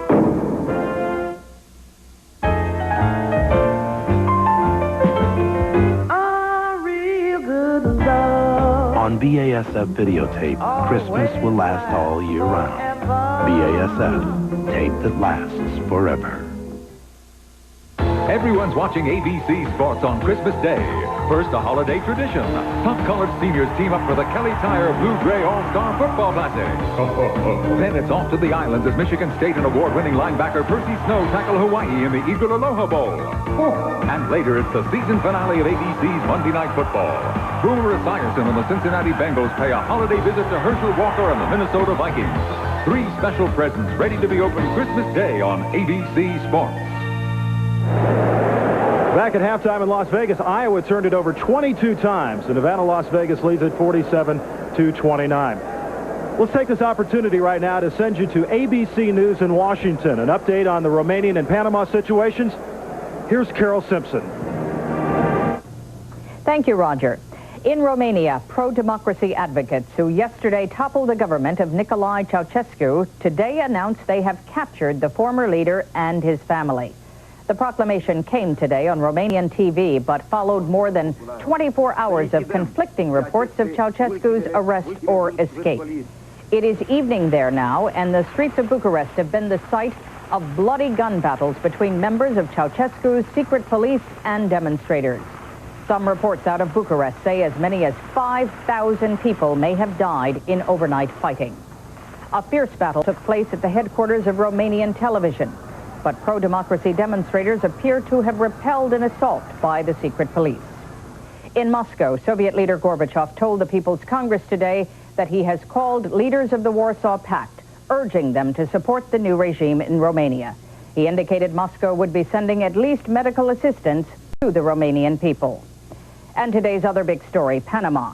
Fighting continues between U.S. troops and members of deposed leader Manuel Noriega's Dignity battalions. The U.S. Army said today the streets of Panama City are now open, although looting continues of downtown businesses. The U.S. is sending some 2,000 new troops and supplies. Meanwhile, the search for Noriega continues with no new reports on his whereabouts. We'll have reports throughout the afternoon as events warrant, and a complete report later on World News Saturday. Now back to the game and Roger Twibel. Thank you very much, Carol, and we'll be checking back with ABC News on the latest developments in Romania and Panama between games here of the Duel in the Desert.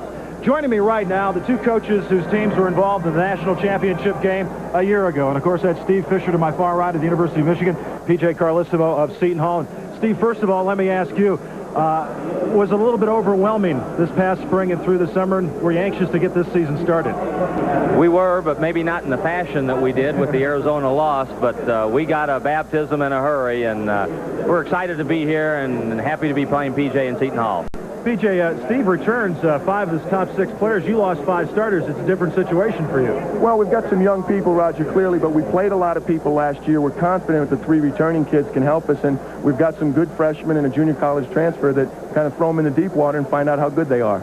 Steve, this is really your first chance to be a head coach through preseason practice early in a season. I mean, you came in with 6 games left. How have you felt during the preseason, and what sort of strategy have you devised for this year? Roger, I've told a lot of people that I've been coaching for 23 years, so the coaching part is where I feel most comfortable. Right. This is where I still feel a little uncomfortable. I'm not used to being here with you on ABC. Well, with that team you've got, get used to it. PJ, let me ask you, we had a piece on about the $1 billion that the NCAA is going to get. How they'll spend that money. Your thoughts on that? Well, to be honest with you, Roger, I think that's something that the athletic directors and the people in the NCAA need to sort out, the presidents. I think a lot of people are talking about giving it to the players, and I'm not in favor of that. I think the players are getting taken care of decently. If we could do a little something for them in the way of trips, but I think the money needs to go to the schools, maybe spread it around a little bit more. Steve, what about yourself on that thought? You know, I somewhat agree, but back when we were playing, they did give what they call laundry money, which was about $30 way back in the $30 a month back in the 60s. So that's probably $150 now. You could do your laundry, you could go out on a date, and a lot of things for $30. But absolutely. You can't do it these days. Well, there's a lot of big decisions to be made. It's a good situation to be in for the NCAA, but also some very hard decisions are going to have to be made for the future. No question. I mean, when you're talking that much money, it's going to be important what they do, and I think the schools will make the right decision. Gentlemen, best of luck. Nice to see you. Congratulations on a great year last year, and we'll look forward to the second game here in the Duel in the Desert between you two. Thanks, Roger. Thanks. Okay, that's coming up next, of course. We're getting ready, though, for the second half of Iowa and UNLV. The Rebs lead it 47-29, and we'll be back with the second half for the Thomas & Mack Center after a word from our ABC stations. You hear the thunder, the call of the road. Moving quick and with purpose. That's the whole idea behind Pontiac's newest Grand Prix. Get on your Pontiac and ride. Introducing the first Grand Prix ever with 4 doors. The new Grand Prix Sports Sedan. Now get 4.8% financing on every new Grand Prix during Pontiac's All-Out Excitement Closeout. Today, more people than ever are getting a kick out of this hot shot. Interstate batteries hit the road fast with all the cranking power and reserve energy you need for even the worst curves in the weather. And Interstate has twice as many dealers than any other battery company in America. So you're never left stranded. For an Interstate battery dealer near you, All you got to do is call 1-800-CRANK-IT. Get the power that goes on and on and on, yeah.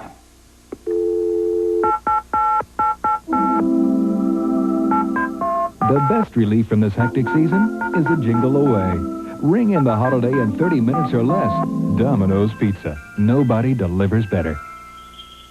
In the U.S. Armed Forces, you're in with quality people and quality experiences. Opportunity is waiting for you.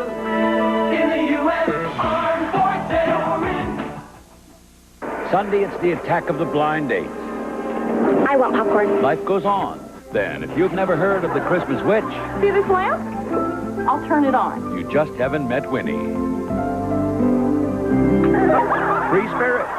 Then, You're psychotic. No, I'm not. I'm employed. it's Dustin Hoffman, Jessica Lange, and Bill Murray. It is just for the money. It's not just so you can wear these little outfits. I've never wanted a woman this much. In the Academy Award-winning Tootsie, Sunday. It has every advantage of your old Yellow Pages, yet the new GTE Everything Pages let you place ads at about half the cost.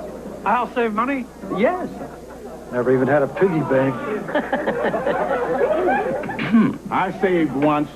About as much fun as a tetanus shot. Sir, you have a good product. Just raise your rates. Businesses that want to save money advertise in the new GTE Everything Pages. Those that don't.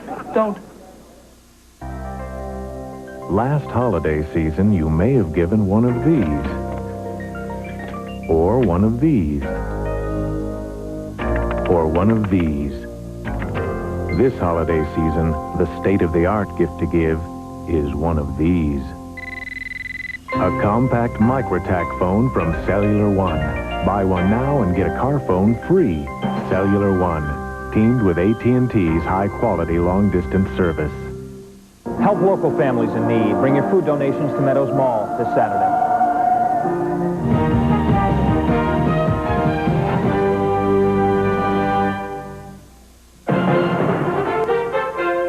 ABC's College Basketball. Brought to you by Pontiac and your local Pontiac dealer. We build excitement. And by IBM. Whatever your size, whatever your needs, IBM is working to bring you the best solution.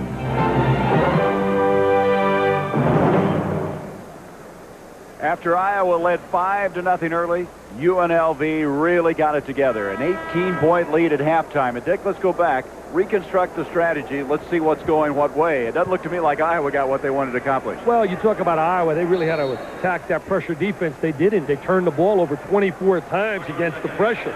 So they absolutely really had a nightmare there. And when you turned it over 24 times, and they didn't go to the foul line, they're averaging 30 trips to the foul line a game in their first 7 games.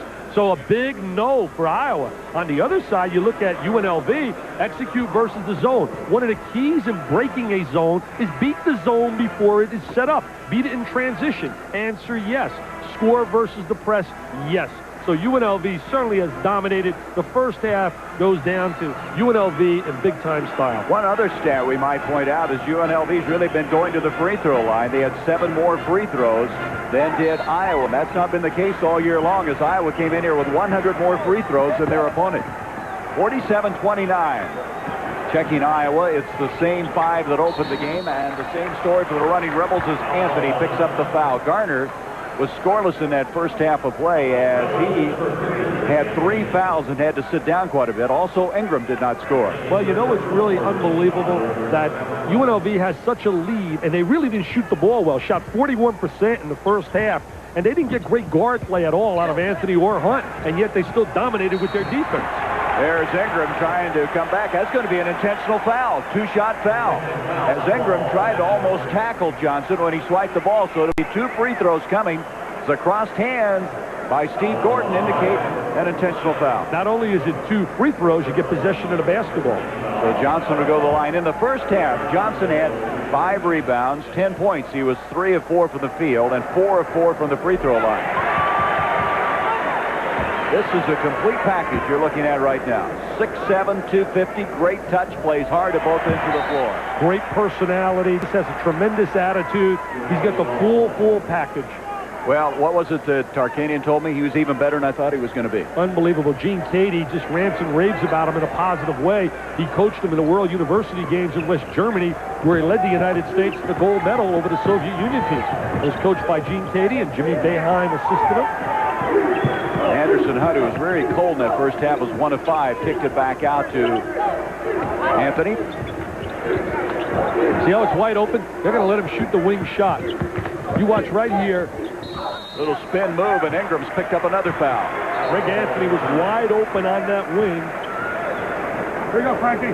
Michael Ingram, who played first in Missouri, went to Moberly Junior College, and last year was out for the season with a severe knee injury, and he's had to change his game due to that knee. Well, when he played at Moberly, he played with a guy by the name of Mitch Richmond, who did a sensational job last year for Don Nelson in the Golden State Warriors, and Nelly is in the crowd today evaluating and scrutinizing some of these players. Also, Jerry West is here today as Butler gets the ball to go in. Fair jump shooter in his time. Yeah, not bad. 9 points in the first half for Butler. He had also 4 rebounds.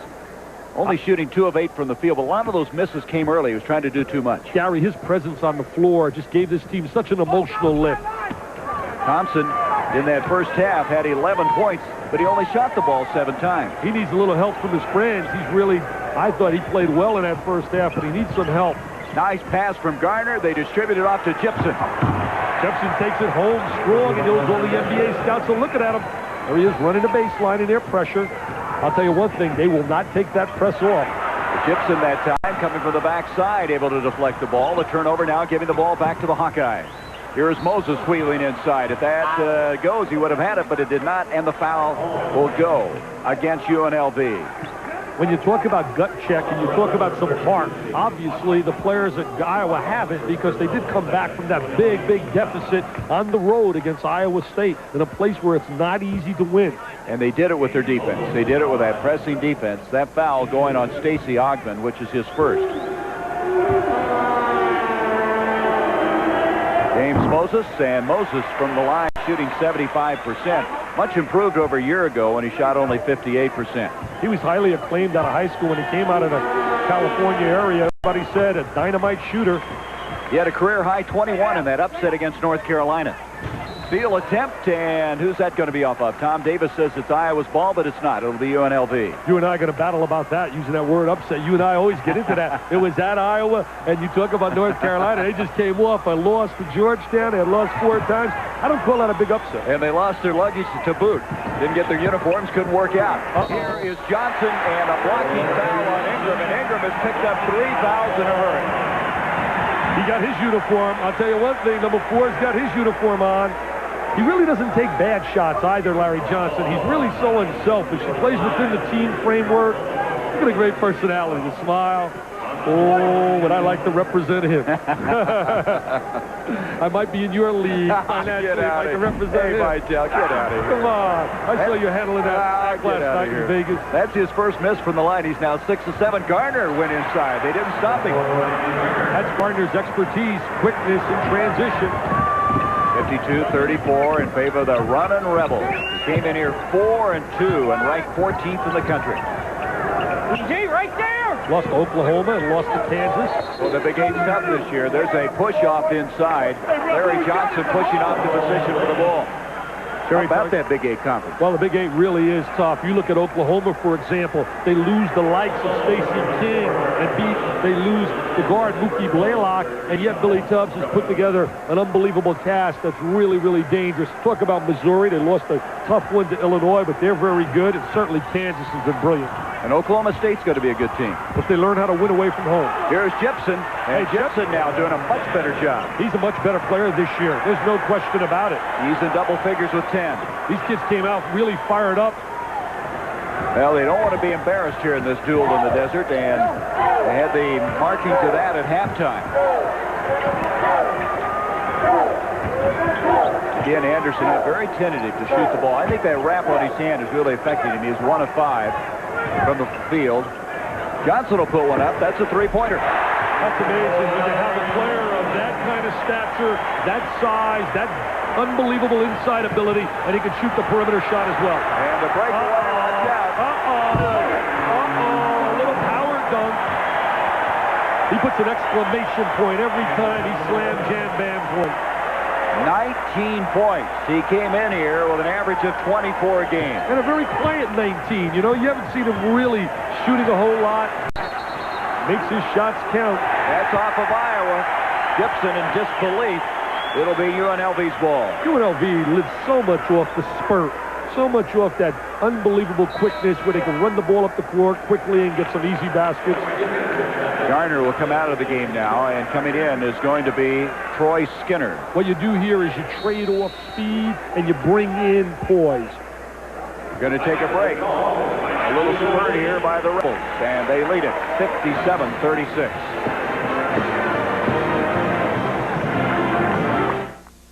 Tidal wave hits Oklahoma classroom. Sophomores climb Mount Everest. This is the highest mountain peak in the world. IBM is helping teachers teach and bring subjects to life with courseware developed with teachers for teachers. Courseware that complements a teacher's curriculum from kindergarten through high school. 5-year-old writes life story. Now available in paperback. Oh, I love this. This is great. A life with pictures. The headache feels like a rubber band going around my head. I have pain. I hurt. Today, Darnell Moore is trying extra-strength Tylenol gel caps. For pain like his, why take aspirin or ibuprofen when nothing works better than Tylenol gel caps? No throb, no headache, and definitely no rubber band. I'm going to go with the gel cap. Gel caps work. Tylenol gel caps, only from Tylenol. For everyday pain, nothing works better. And for your cold this winter, now try Tylenol cold medication. You hear the thunder, the call of the road. Don't mind the wonder, you gotta go. It's a driving experience like no other. Pontiac Grand Prix. Get on your Pontiac and ride, Pontiac ride. Once you experience the 1990 Grand Prix, your approach to driving will never be the same. Rebuild excitement. Now get 4.8% financing on every new Grand Prix during Pontiac's All-Out Excitement Closeout. It's Christmas cheer, Viking style, as Minnesota hosts the Cincinnati Bengals. All my rowdy friends are here on Monday night. The season finale, Christmas night. 57-36. What tradition Iowa has. As you go back through the years, this guy was quite a player for the Hawkeyes, Don Nelson. He played from 60 to 62. He's here today, and he's with Cheryl Miller. Thanks a lot, Gary. And Don, right now, your alma mater's having a tough time against UNLV. Yeah, I came here to root my Hawkeyes on, but I think Tarkanian had a little surprise for him. It's called man-to-man defense. All right, Don, what are some of the players that you like in this doubleheader? Well, I came to see all the seniors, but I can't take my eyes off of Larry Johnson. He's going to be a great, great professional someday. What makes him such a talented athlete? Well, you know, I see him shoot from the outside for the first time, but he's just a dominant force out there, whether it's defensively, passing the ball, or just a team player all the way through. Right now, the Golden State Warriors are playing very well. Yeah, we've won 6 in a row, and we're really proud the way our ball club has come around. All righty, well, congratulations, Don. Enjoy the game. Let's go back to you, Gary. Thank you, Cheryl. Don from the Quad Cities went to the University of Iowa. I'll tell you one thing. He knows how to evaluate players, too. He really does a solid job. One of the premier coaches in the game. Well, your way, Anthony scored, and now UNLV tried to convert this break, and Butler doesn't. Skinner tried to draw the charge, but Butler, I don't even think Dewey was there. 61-38. Boy, this duel is about over as far as Iowa is concerned. Ouch. That defensive pressure has been relentless. Iowa came in here unbeaten, 7-0. They moved into the top 20, ranked 16th. Drive inside, bodies flying. Moses has been fouled. A blocking foul will go inside. Good baseline drive by Moses. Takes the ball up strong. Protects the basketball. Well, you think about what Iowa lost in Roy Marble, B.J. Armstrong, and Ed Horton. Marble, the all-time leading scorer. Armstrong, the all-time assist guy. And then Horton was an outstanding rebounder. They were quite a trio. Well, how good are they? All three are in the NBA. And anytime you have 3 players that can make an NBA roster, you know you had some talent. They did lose some good players. That whittles the lead down to 20. On the three-point play is Anderson Hunt.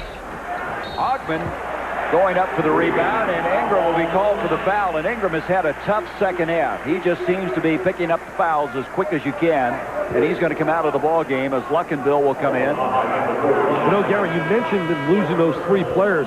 I can equate it back to the year when Gene Cady lost the big 3, when he lost Troy Lewis, Everett Stevens, and he lost Mitchell. And then he had their first losing season under Gene Cady. And the same when you look at Iowa right now. It's amazing he's 7-0, doing a great job because it's tough replacing those kind of players. Boy, if Butler can stick that shot, that will really make this a tougher team. Well, he can. He really can. He's got good touch, and he's excellent around the basket with his quickness.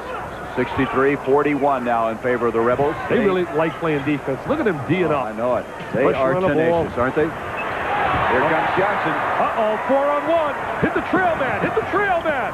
Johnson didn't want to take it. Anthony tried to set him up. And Ogden missed it. And after all of that, they didn't get a good shot. And if I were Jerry Tarkanian, I would be very upset. 4-on-1, and you come up with 0 poor execution. Skinner penetrates to Gibson, and Gibson doesn't get the roll. A little intimidated by Butler. The battle inside, and Luckenbill comes out of there with it. So you don't want your players to be a little casual. They play with the lead because they can develop a lot of bad habits. Butler committing the foul. Butler really playing with emotion. You can imagine how frustrated he was not able to play in the fall semester due to academics. He had to make up 19 credits. He was only able to practice with the team about 40% of the time as he was being tutored as well as going to class. But boy, number 0, 00, glad to be there. Well, he was excited in the lobby this morning at the hotel. We were coming over here. We ran into him, and he was excited, carrying his bag. I can't wait to play. Cianovich will come in now. Larry Johnson will catch a breather. Also Anthony coming out of the ball game. So Hunt and Cianovich in the backcourt. There's a guy that does a great job, Timmy Gergerich. What an outstanding assistant coach. He's turned down a number of opportunities. He had a chance to be the coach at Duquesne, had a chance to be the coach at San Diego State. He's had a chance a number of places, but he loves it here in Vegas. Jay Webb not able to get the first one. He was 2 of 2 from the free throw line coming into this game. Out of Archbishop Mitty High School in San Jose. I salute his mom, Mrs. Webb. She put together a manual, 60 pages, about recruiting for any parent that would like a copy. She has it available. 63-42, the Rebels. Next to come will be Seton Hall in Michigan. That's a walking there's a traveling call. Butler pointing to his foot saying, I had it planted. But that doesn't impress the officials at all. The turnover giving the ball to Iowa. Look at Jerry. He says, no, you didn't have it planted. You did a little dance. Little disco. Boy, he was resplendent last night. Tark showing up in a tux. He was really something. He had that tuxedo on, and you addressed the kill. And it goes now to Ingram, and Ingram, that'll end some of that frustration, all those fouls he's been committing. Cianovich, off to Ogman. Oh. Missed it. Luckenbill there with the board. That was an outstanding first step to the basket by Stacey Ogman. Explosive first step. And Garner out of control. See, that's his dilemma. That's his problem. He plays out of control. And that's why he loses a lot of minutes on the floor. He has to learn to play within himself. You know, in the last 4 games, he only committed 1 turnover, but today it's been a different story. Seton Hall and Michigan. They got the best 4th option in America, Loy Vaught. Up to Ogman. Garner, the basket will count. Stacey okay, but he hit hard. I think Garner that time a little upset as he went after him and committed his 4th foul. Excellent pass. They got their running game. Hunt throws it across the lane. And there's Gardner coming over defensively. It was a baseball pass that initiated it. There's the baseball pass. There's the great catch. And there's the pass across the lane to Ogman. Ogman's athletic ability gets banged on the arm. Certainly didn't intentionally try to hurt him. It's going up for the basketball. So Ogman gets the 3-point play. Coming into the ball game now is going to be Barry Young. And Ogman will sit down. I'll tell you, Gary, when you evaluate the top front courts in America, and you certainly look at Syracuse when you talk about Ellis and Owens, and you talk about Mr. Coleman, but you take a look at Michigan with their great group of Higgins, Vaught, and Mills, I still think the best in the nation is right here today. Butler, Johnson, and Ogman. Cianovich committing the foul on the missed shot by Thompson. The one thing about that front line is the great work ethic they have. They really want to work, this UNLV team. They got a great chance, and they know it as they look at the field out there. I know they'd like another shot with Kansas because Kansas tore them apart in that game over at Madison Square Garden. And I know you and Roger Kleibel, Kansas graduates, and you don't let me forget about it, but you're on top of the world. 66-44. Here's Moses ducking in, and Webb follows. Good effort, and now Webb backing around, accidentally hit Young in the face. He did not mean to do that, and both guys under control. Tonight, 3 hours of Christmas cheer. First, John Denver. He'll join Julie Andrews in the Emmy-winning holiday classic, The Sound of Christmas. One of my favorite actresses, Julie Andrews. You like all of them. Oh, she brings emotion to me. And then Dudley Moore and John Lithgow, a star in the Christmas fantasy Santa Claus, the movie. Celebrate tonight, 8 o'clock, 7 Central on ABC. We asked Tarkanian who's Santa Claus at last. Does he shoot the jump shot? I mean, he's amazing. When they had the Roe Wade case, somebody mentioned the Roe Wade case. He said, I thought Matt Rowe should have stayed at Syracuse and not go to Maryland. The guy's oblivious to anything in the world, oblivious except for basketball. Well, he got an early Christmas present from Santa Claus when Butler and Scurry came back today. Here is, coming back into the game, Travis Bice, who shot so well from outside in the first half. At the line is Webb. He has 7 points and 5 rebounds. He's really made his presence known. He's showing Tom Davis that he's able to play against the big people. These are the heavyweights. When you play against UNLV, that's the kind of teams they'll play when they play Michigan and Illinois and Indiana. So a new backcourt now for UNLV. As Bice and Sjanovic, Barry Young also in there. Inside is Scurry along with Johnson. Bice helped them in that first half when they had that drought. He came in 2 3-pointers. Skip pass against the zone. Young is a very good outside shooter, so they have a couple of guys outside who can nail him. 14 seconds on the shot clock. Oh, they had it set up for him. Bice couldn't find the handle. Walking in is going to be Barry Young, and Thompson with the rebound. Thompson gets it out to Moses.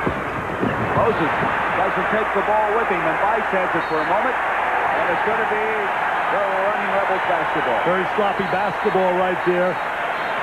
Ray Thompson, you are special. Look at this. Welcome to Tark's Shark Tank. This is someplace, isn't it? It's intimidating. It really is. Well, they're 88-6 here in the 7 years that they played at the Thomas & Mack Center. 2-0 this year. They all lost only 1 game here last season. Jerry Tarkanian is probably the only coach in America that I know that has won with the pressure defense and the running game, as well as with the zone defense and the patient offense. He did that at Long Beach State, and he had the running game and naturally the pressure game right here at UNLV. He's made the adjustment to personnel.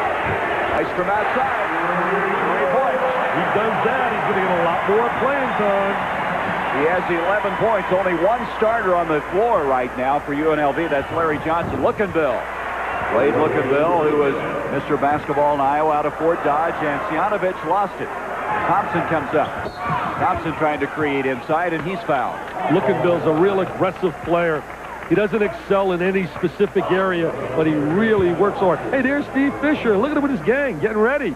Terry Mills, an improved Terry Mills. Terry Mills, Loy Vott. I'd say they've got some talent. Romeo Robinson and 4 starters back for that championship team. Last team to repeat was John Wooden's team, UCLA. He had a few players. I'll tell you one thing. This guy here's got a great chance to repeat when you talk about Steve Fisher's club. He's got 4 NBA players. And Mills, Higgins, Romeo Robinson, and certainly Loy Vott. That last foul was on Bice. Thompson at the line. Thompson, who's been averaging 21 a game, has been having a tough time getting any points in this game. Matt Bullard's going to really help this club. He averaged 29 points in their first 2 exhibition games. Oh, that's an easy layup. Nobody stopped the progress of the ball and let him take the ball right to the goal. Greg Anthony. Greg Anthony all the way down the middle. He has 6 points, 13 points for Thompson. There's Garner ducking in, and he traveled with it. He really doesn't know how to utilize that speed. And there is P.J. Carlissimo. He's going to get him a nice Nuxzima commercial like Joe Namath had and get that beard shaved off. Oh, no. That's part of his whole persona. You can't do that. Would not look right. Here is Thompson missing. Lookinville tries to take it up, but he's fouled. So Iowa continue to play hard, even though they trail in this game 71-51. The one thing about Tom Davis's team, they'll stay with the press, and they'll stay with that zone. They're not going to take it off, and they're going to run with the basketball. He's been utilizing that style throughout his career, and he's not going to change because he's visiting Vegas. I tell you, Iowa will be glad to get Matt Bullard back, who hurt his knee. They hope to have him back by the start of the Big Ten season when they open against Ohio State. He made that team we talked about that Larry Johnson played with, the World University Games team, and he played on that team, and they say he was really playing well until he had that knee injury back in the latter part of November, and they expect, as you said, to get him back for the Big Ten. Looking Bill at the line, able to hit them both. He's their best free throw shooter, shooting 89% coming into the game. Yeah, he has nice rotation, nice follow-through, good concentration. 71-53. The running Rebels here in this duel in the desert, and they have been dominating. The one thing I want to say about Greg Anthony, he has really tried to be a point guard, Gary. You can see how he's really negated his offensive penetration ability for passing the basketball and not really trying to think shot first. Foul on Young. That may be the one weak spot, is whether they can get the point guard play they need. Well, they've really convinced him in looking at him that he's thinking pass rather than shot, something that he didn't do last year. Talking about Greg Anthony. Anthony has 51 assists coming into this game and only 22 turnovers, so his ratio is good, but it's awfully hard to take a scorer and make him a point guard. Oh, it's a tough adjustment for a player. You don't want to really restrict him offensively, yet you'd want him to try and get everybody else involved in the offense. These clubs had a big matchup in 1987. 84-81, UNLV wins. They go to the Final Four. They get beat by Indiana. The Hoosiers win the national championship that year. But that was quite a matchup down there from the West Final out in Seattle.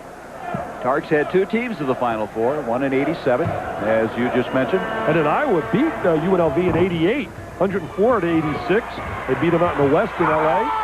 And if people think I remember that, you're wrong. We got statisticians providing us that. Here it bites again. Oh, yeah. They love him when he touches the ball. They know he can shoot the rock.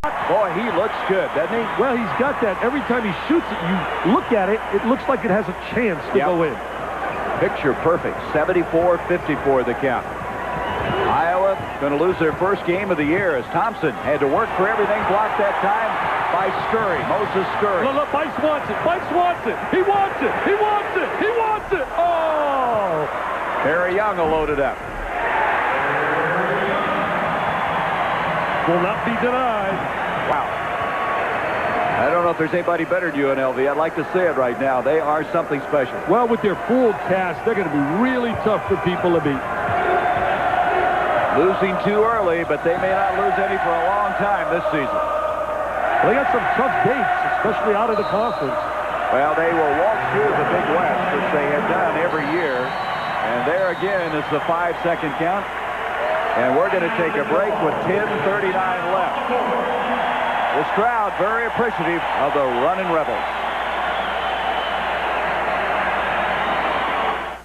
You can go through them.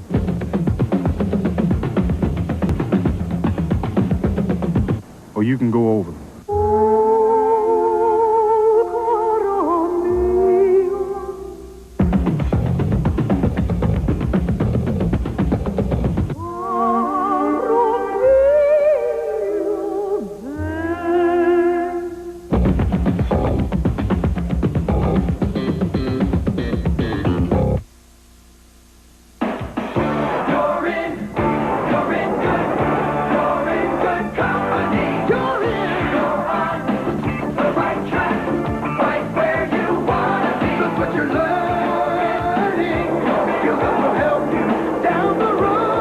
Joining the U.S. Armed Forces to get high-tech training could be the best move of your life. Opportunity is waiting for you in the U.S. Armed Forces.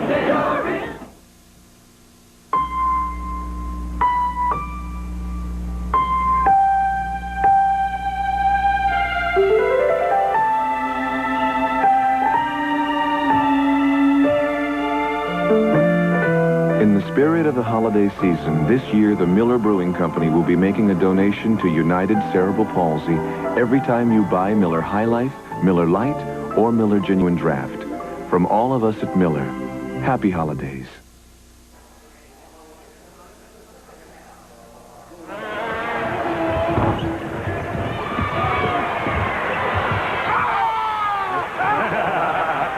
People that have fun what they're doing, Jared. He's having fun at what he's doing, and it becomes contagious. That's what he is. That's Moses exactly Scurry. what they say about Moses Scurry. He has a contagious attitude, and there was a good example. His brother played in the NBA, and his brother's now playing carry in Greece. UNLV now will come back with Scurry, Young, along with Johnson, Anthony, and Bice. That's the 5 now for Tark the Shark, with 10:36 left in the game. They're going to get a lot of layups against the pressure. 2-1-2 set, look opposite, dump it to the box. There's Scurry backing in, but he traveled it. Iowa has Rodell Davis in the ball game now. Brig Tubbs is also in. Rodell Davis has had some knee surgery. So Skinner, who did not start today after starting all the other games due to that injury, now playing the point guard for this Iowa team. Nothing flashy by UNLV. You know they're going to play straight, head-to-head, tough, tenacious, man-to-man defense. Boy, they challenge every passing lane. Yeah, nothing, no gimmicks defensively. There's Moses, tough shot. Bice played good defense that time, and Young comes down to the rebound. Bice isn't very strong. They want him to gain some weight, but he's got the touch. He has 14 points in the game. You know who his high school teammate was? No. Played for UCLA. Plays there now. Mr. McLean. There's Scurry. Boy, he's enjoying himself. He really enjoys himself while he's on the floor. He really does. Yeah, they were recruiting McLean. They thought they had a shot for him. And in the process, they ended up getting Mr. Bice. Bice went for the steal. Nice change by Moses, but it won't go for him. Here comes Mr. Johnson. Boy, Bice wants to put it up. You can tell he has the feel. Young instead will. Tubbs tries to rebound, and Johnson's like a man playing with boys in there, isn't it? Boy, did he come away with that effectively. So strong. I call him Sir Larry. Or whatever he wants to be called. Rebound by Ingram. 9 minutes to go in the game. Moses is going to be fouled. Hey, Dick, let me ask you something. At halftime, we had that feature on the $1 billion contract, the extra money going to schools. What do you think they should do with it? Oh, like last night, we had that little debate, and I just definitely feel that a kid deserves some pride money. He deserves $150 per month. I agree with Steve Fisher. They got to have some spend money. They got to be able to dress and feel like somebody that's special. Remember, the game is dominated, Gary, by the kid from the inner city, and those athletes deserve some spend money. The Pell Grant, some people throw up the Pell Grant, but remember this, the Pell Grant, the athletes, in most cases, don't get the full allotment. So I say, with all the money that's available, at least give a kid $150 per month, plus one round-trip ticket as part of his scholarship package. All right. You and PJ didn't agree last night on all that. But you never let that bother you, Dick. Oh, we had a lot of fun last night. I thought it was really a riot. 78-56 the count. I love giving away those tickets to all those people that were there. Yanovich is back in the game. Augman also has returned, and in the game now is James Jones. Now, Jones had been the starter at center when Butler was out due to the academic difficulties. He's got to feel a little frustrated, even though I'm sure he's really aware that Butler is certainly, his confidence has to be shattered a little bit. Yeah, I think that's a good point. He's from Mount San Antonio Junior College. He's not a rebounder, but he did fill in very well in the estimation of Tarkanian, while Butler and Scurry were out of there. Timeout, 8:29 to go. It's all UNLV.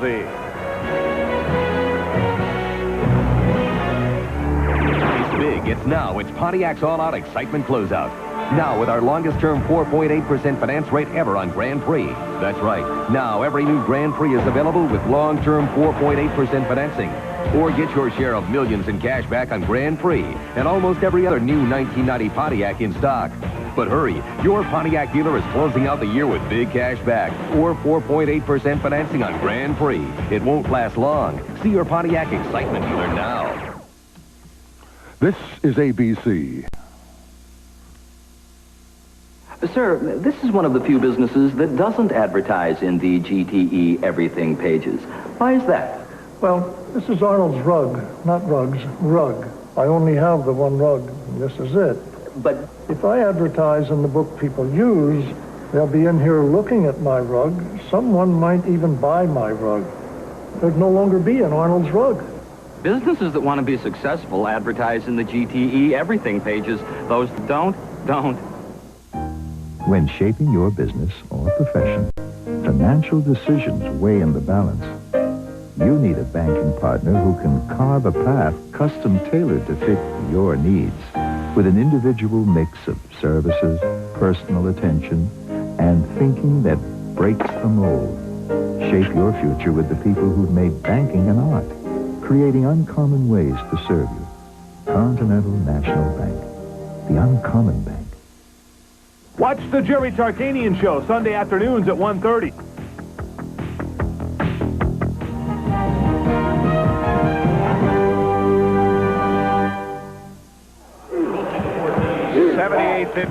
As a moment ago, we had Cheryl Miller with Don Nelson. Now, let's go to Jerry West.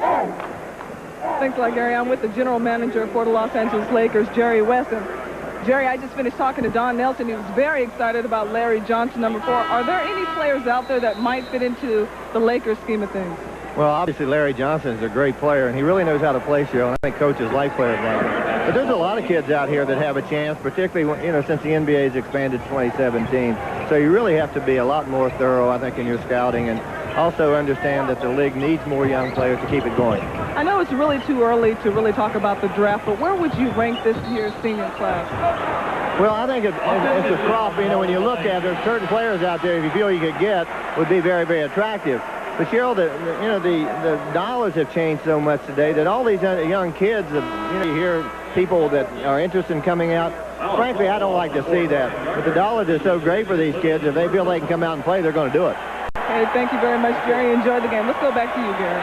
And while you're away, Brian Gardner just fouled out of Iowa. Well, thinking about Jerry West, he played at West Virginia, and later this year we'll have the Mountaineers going against Rutgers on a game here on ABC. I'll tell you one thing. He looks like he can go out and get 20 points right now. And can you imagine what he would really get in today's market? He and Oscar Robertson? Are you serious? With the dollars, the average salary is going to be about $1 million a year?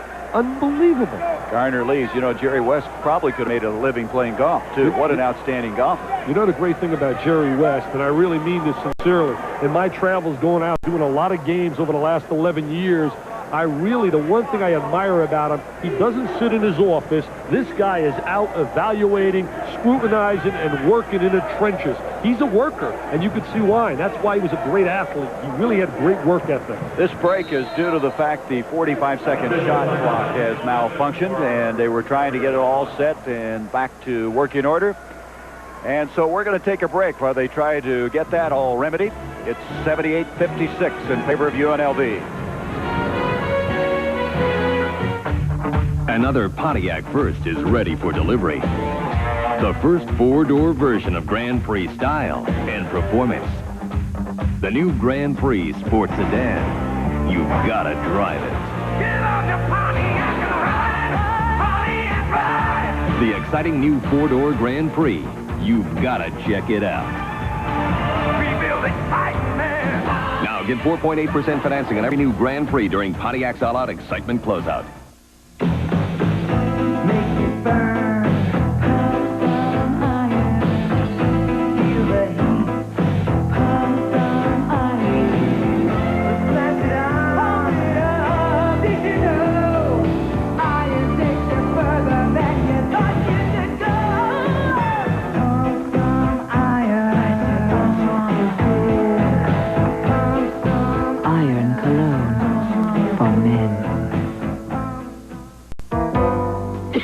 Has a cold and I have a cold. Why am I the only one suffering tonight? Why? She took something her mother always gave her, Vicks NyQuil. I took something my mama always gave me. She's not sniffling, sneezing, coughing. Why am I? She's feeling so much better. Maybe I should start listening to her mother. What am I saying? Oh. Vicks NyQuil, the nighttime sniffling, sneezing, coughing, aching, stuffy head fever so you can rest medicine. All the Bengals want for Christmas is a shot at the playoffs, but the Vikings are out to win their division crown. It's the season finale of ABC's Monday Night Football, Christmas night. Well, the Dick Vitale fans, they come in all sizes, all shapes, all ages. Oh, I'm sorry. I didn't mean to mention his name. It's this picture he saw. I'm sure that must have upset that young man. Hey, I tell you what, here's my all-Tark team. Since the time Jerry's been coaching here, how would you like this club? Thea Sobers, Sidney Green, Larry Johnson, Armin Gilliam. And I'm forgetting a lot of great players. What about Freddie Banks, Mark Wade? So you've already put Johnson on that team? He was on it the first day he played. Ogden. Here's a guy, some people will make a case for him, too. By the way, Johnson has 19 points and 8 rebounds in this game. 18 for Ogden. And he has presence. There's something about presence that superstars possess. The Jerry West, the Oscar Robertsons, that make their other people better. And this guy has won a few games. Hey, we had a great time with he and the other coaches last night, having kind of a roast, if you will, of Dick Vitale with the rest of them, all the tough questions that were fielded. You guys made it tough on me, but I had a lot of fun with all the fans. It was a good time, and I think all the coaches and players have enjoyed this time out here in Las Vegas. There's a foul, and fouling Webb. And committing the foul is Ogden, his third. I think it's great that you put together different conferences like this into these kind of situations than some of the games I'm reading about, like Syracuse blowing out Post cereal or whatever. What, the CW Post, the Twinkies? I mean, does Bayheim need to win that badly? I mean, I can't believe it. Or the St. Leo's, right? I mean, I could see playing the Cornells and them Division I schools. All right, Mike, shoot the ball. Oh, so sweet. And the three-pointer, he has 17 for the day. Did our producer shoot like that Kim Belton when he played down at Stanford? You know, I don't remember that. I remember him. I tried to recruit him down at Rutgers, but he didn't have that kind of touch. He was tough inside, though. That's called filler material right now. We're searching and grasping. Here's Moses on his spin move, and he is fouled. Zianovich. All right, now the decade of the 80s coming to a close, and so we're going to go back and pick the best. Well, I think Ewing was the best player, the best conference in the 80s. I go with the Big Ten. Dickie Paparo, to me, was the best Zebra. 5 trips to the Final Four. Hank Nichols would be, but he has not reffed. Hank's in a class by himself. Well, he's reffed a little, but he's now the national coordinator. Jackson, the best freshman. NCAA final was dramatic. NC State winning it. David Gavitt's been the best commissioner. And Jimmy Boeheim has been the best recruiter. He's such a great recruiter that his players don't want to play the Post colleges. I have nothing against CW Post, but they should be playing Syracuse. I tell you, Dick, I still remember that 83 game. Well, Wittenberg put up the shot. Lorenzo Charles followed with the stuff. The shot heard around the world. Well, you know what made that so amazing? The fact that they had to win 3 games in the ACC just to qualify to get into the NCAA tournament. They had to beat a great North Carolina team with Perkins and Jordan, and then they had to beat NC State in the final, Ralph Sampson's great Virginia team. Here is Thompson, and Thompson can't get it. Zianovich blocking off well, and it's going to be off of Iowa. Could we throw up the worst of the 80s? Worst coaching decision in the 80s? Okay. Worst coaching move of the 80s? It's got to go to Bill Frieda down at Arizona State. You're going to show all your stuff here in the first game. You better save some of this. Well, you know, he has to be the worst coaching decision of the 80s, leaving that Michigan team like he did and making a hero out of Steve Fisher. 2 trips to the White House. Tell you what, he's done a good job recruiting this year. Oh, unbelievable. Bill Frieda's done a fantastic job. He's a workaholic. I like to tease him, but the guy's going to get it done at Arizona State. Broken up. It'll be Iowa's ball. 6:54, and this game has been over for a long time. It's been all the running Rebels after they trailed 5-0 in the early going. It took almost 5 minutes before the Rebels could get on the scoreboard. And there's Gibson, and he's pushing off, and a foul inside, and people getting a little hot there. Well, you know, the Iowa kids right now, it's a little frustration. You're out here. These guys are pressing full court. They're blowing you away. And he's a competitor. This guy's not going to... Look at him. He's a competitor. That was Butler at the foul, by the way, his 4th. Yeah, Tom Davis has not quit. His intensity has been there. His team started well, but then all of a sudden that run by UNLV, and they've been playing catch-up ever since. The way I really scrutinize and evaluate looking at Iowa, Gary, I really believe they're going to beat some people that they're not supposed to beat, but then they're going to have some really poor performances as well because of inexperience. They have so many freshmen and sophomores. Wow, Zianovich really hit the deck that time. No damage done as Bice scores his 18th and 19th points of the game. He's really had a big day, and I'll tell you one thing. His 2 threes he hit early gave his team a tremendous lift. And now Thompson is shaken up. Ray Thompson limping as he tries to retreat to the bench. Now, I don't know what happened. It was away from the ball where he sustained that injury, and that could be a blow for this Iowa team. That would really be a shame because he is by far their most complete player. He's very versatile. He's really got a He's multi-talented. There's his numbers today. He had 11 of those in the first half. When he came out of high school, the big three in the state of Illinois, LaFonso Ellis, Eric Anderson, and Ray Thompson. Eric Anderson, now starring for Indiana, was the player of the year, but Thompson and LaFonso Ellis certainly had great scholastic careers. And, of course, Ellis now at Notre Dame, so Thompson will go in. They want to get immediate attention to the injury. Number 32. We're going to watch Bice now shoot the jumper. He stepped on someone's foot. I don't know. I missed it, Gary. Yeah, that's the way it happens so often. Coming down on the side of someone's foot. Anderson Hunt is back in the game now for UNLV. 6:23 left. In it goes to James Jones. Blocked by Gibson. James is playing without any confidence at all. I've watched him touch the ball twice, and he's really not playing with any authority. You know, you're a human being. You start, and all of a sudden, the day that Mr. Butler is eligible, he's inserted into the starting lineup. He reads all the papers, and it's got to hurt. It's got to hurt within yourself, even though he knows that Butler is a much more polished player. Well, Tark said, I wasted no time. I knew Butler was the best man. That was his call, and he put him in and did not start Jones today. That last foul going on Hunt and Moses at the line. 6:12 left in this game. Again, Michigan, Seton Hall to follow. And Buffalo, who's been struggling, blasting the Jets. Well, they've had some controversy in Buffalo and some nitpicking among the teammates, but looks like they've got it together today. There's Butler ripping it out of there. That's like Dick, Sally, Jane. We bring out the little books for Jim Kelly and a running back Thomas. You don't think I knew my football, well, I'm impressed.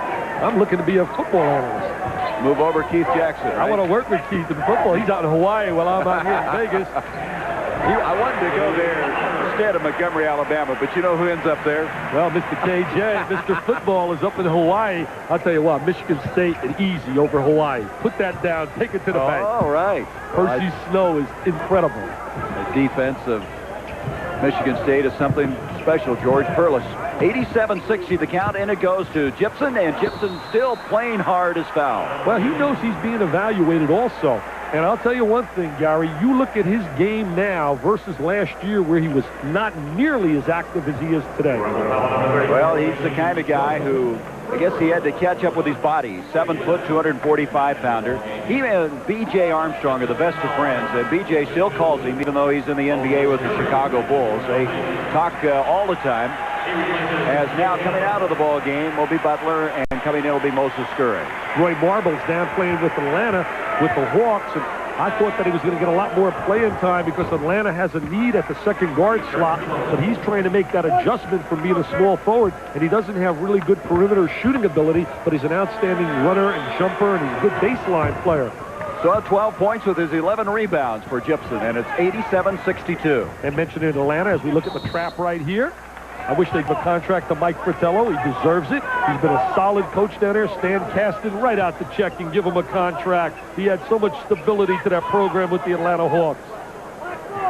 Where did that come from? Oh, we're looking for filler material, talking about Roy Marble. Okay. Just checking. Then it comes to Gibson. Gibson gets that ball down again, as you were talking earlier, and they strip it. He's got to keep the ball up. Scurry. Moses brings it up. Boy, does he play hard. Hey, that's a five-pointer.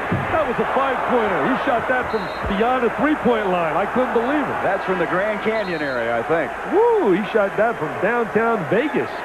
Hey, remember all you people, Michigan and Seton Hall. Remember last year, 3 seconds to go. As we take a look at Bice. Take a look at this three-pointer. Hunt kicks him back. Oh, no, we're showing the transition play. There's the transition play. Scurry misses the layup. Now they throw it back out. Now take a look at Bice. Look at this one. That's 27 feet. Bice with 19 points. He's hit 5 of 9 from three-point range as Iowa at the other end. 87-64. You know, one thing, this game not only for competition to win, but also for some charities, which we want to talk about. Inside Lincolnville. I really like the fact that the Iowa kids haven't quit. They've just been outmanned here today by a much more athletic team. Anderson Hunt on the drive, and he lost it, and it's going to be Iowa's ball. Anderson Hunt really has not played well today, and maybe it is that bandage on his hand. Yeah, I think it's fine. It was in a cast. His hand was in a cast after the injury at Oklahoma. You know, the charity today for UNLV is for the Nevada School of the Deaf, and Dr. Louise Tarkanian is in charge of that. She teaches there at the School of the Deaf. And there's a rejection inside by Jones. He rejects it again. And we're going to have a foul spotted inside. Well, I'm sure they like to see the aggressive play of Jones right there blocking that shot. You mentioned Dr. Tarkanian. She's certainly academically oriented, as all of Jerry's kids are. Yep. And then Iowa, their charity is the Iowa Library Foundation. They talk of Jerry's family. His son graduated out of law school. He has another son that's going to be a doctorate. 87-66. Tark the Shark. Well, his team is rolling. This December, things are really heating up. Heating up at every GM division. Each dealer is out to make December hotter than ever before. Like with Pontiac's all-out excitement closeout with big cash back and GMAC's 90-day deferred payment plan on a wide selection of models. Yes, this December is incredibly hot at every GM division.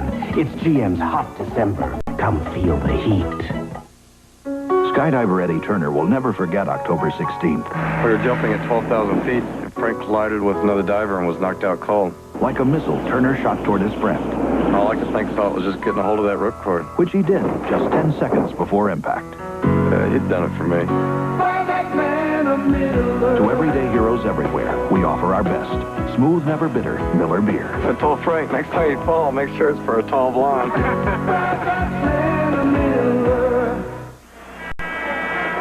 19,000, the official attendance, a sellout. Now, the tickets here are not the UNLV season tickets. They had to sell these tickets separately for this Duel in the Desert. Well, this was put together by a good friend of Jerry's, yours, and mine, Mr. Sonny Vaccaro. He put this matchup together, and they had to sell all the tickets. As you said, this was not part of the season ticket plan. And they did the job. And this is going to be an annual event, as I understand. The Duel in the Desert, Part 2 or second annual, whatever, will be coming up next year. Odell Davis at the line. Here's another one of those guys with a severe knee injury. Iowa's really got a lot of guys with braces and knee problems. You hate to see that. So many kids give so many hours athletically and come down with a serious injury. Foul in the backcourt as a steal attempt on Scurry. Odell Davis picking up the foul, his first. 4:19 left in this game, and UNLV, with their new guys back, Butler and Scurry, have certainly put on a show for us today. James Jones gets it in, and here comes Bice, who's played so well. Hunt, nice pass to Scurry, and he's fouled. Foul going on Moses. Moses Scurry doing a little jumping act there, but he should have had that easy conversion. Excellent clinic in attacking the press. They've really gone through the press really well. Tarkanian, the nation's winningest active coach. He's won 534 games. You know, something really bothered me today, and I'll tell you what. You and I had breakfast, and we talked about it. Can I get it off my chest right now? Go ahead. You've done everything else. Let's do it. Can I get it off my chest? Yeah, I'm ready. You and I had breakfast, and we talked about athletics and the college athletic scene.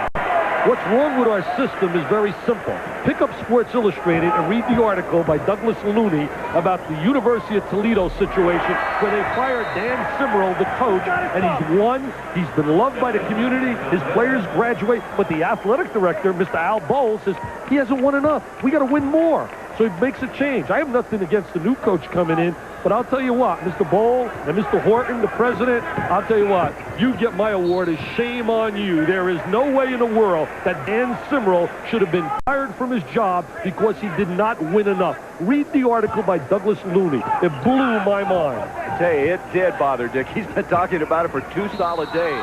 Well, that's when, you know, we hear presidents talk about academics, and yet we have a situation here where the athletic director is quoted. I mean, I read those quotes. I couldn't believe it, that he hasn't won enough. The guy had a winning season with 5 of his last 6 games. And he's a quality guy. Let's get back to this game now with 4:01 as Gibson at the line. You know, Gibson, we mentioned, is from Bow Bells, North Dakota. He has a brother, by the way. They call him Big Boy, Kendall. He's in the 9th grade. I mean, they're going to have another big guy coming along. He's the last recruit of the George Raveling era. George now at the University of Southern Cal brought in many of those kids that played last year in terms of B.J. Armstrong and talking about the Hortons. Look at Iowa. They're down by 20, but they're still playing hard. Moses Scurry, and he's intercepted by Rodell Davis, and Davis committing the foul. He's trying to get a jam. Gives him a little stare.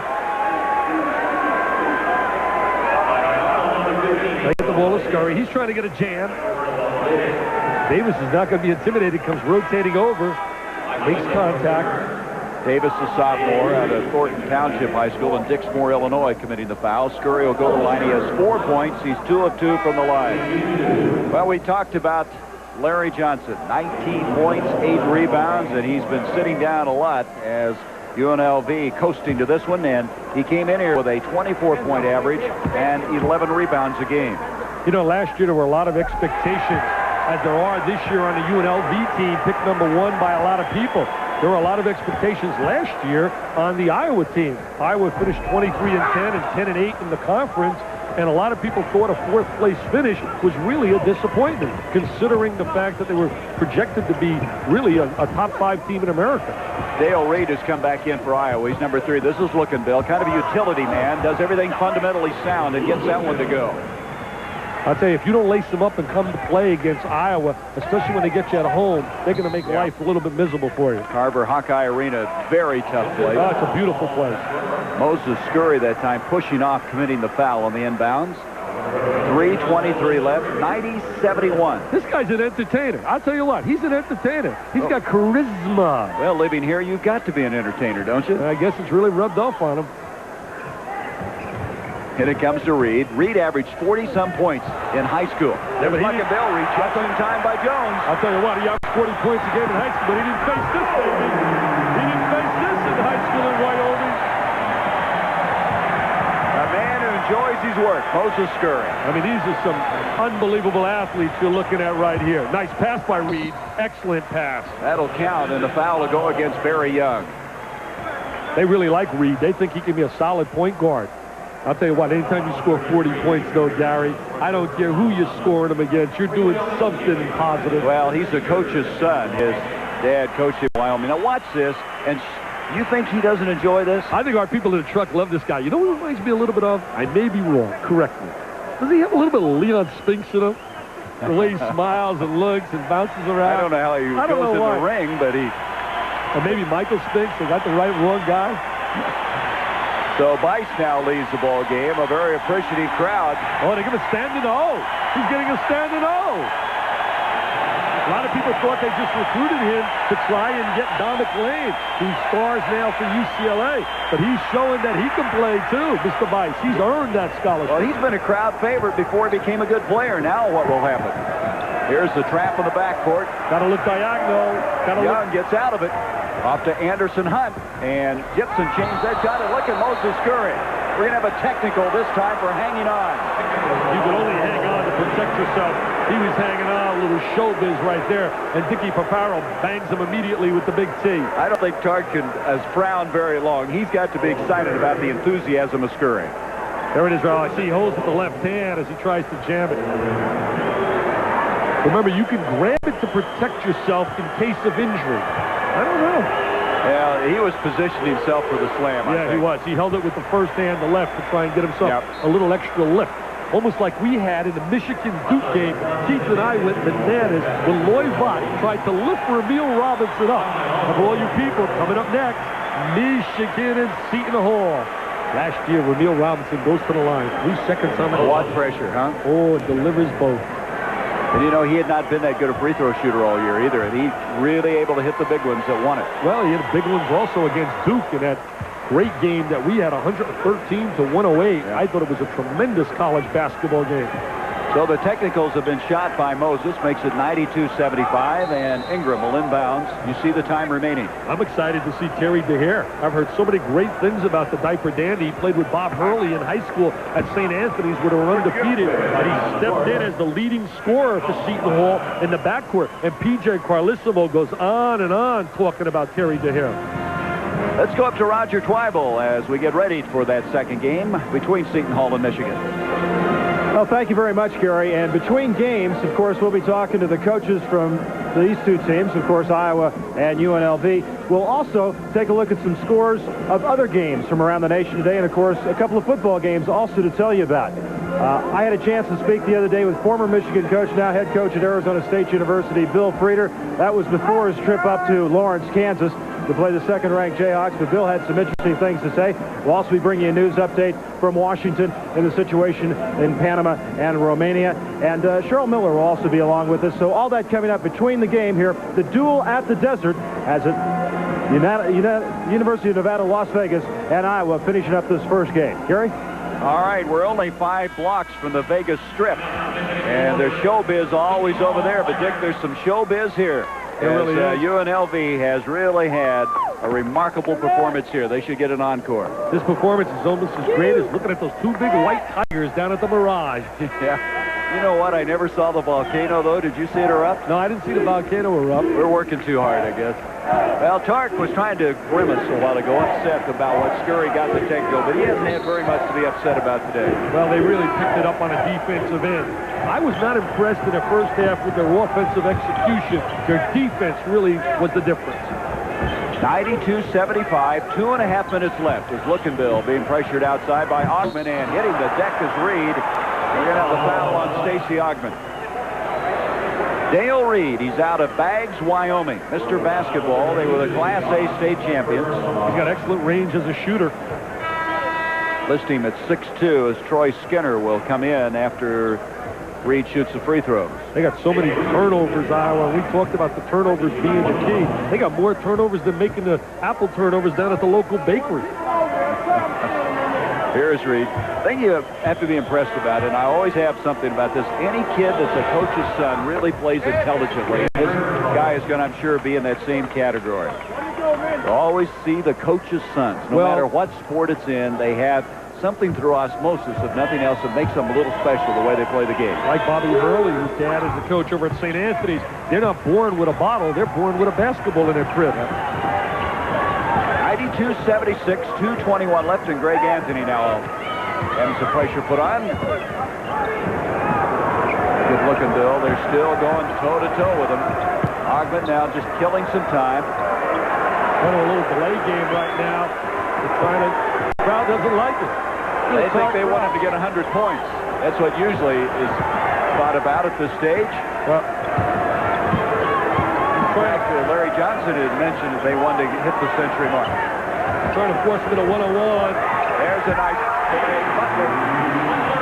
And he and Ingram kind of staring each other down after that. You don't need some hot dog stuff right now. You don't really want to lose your effectiveness as a team and try to really develop a lack of class. You want to play and play the game hard and play it with intensity, but you don't want to humiliate people. Skinner now comes in at the first break as Reed will check out. So Iowa will go down to defeat. They'll be 7-1. UNLV will move to 5-2 and reestablish themselves as a contender to win it all. Rejected that time by Butler. Hunt. And Hunt is fouled by Moses.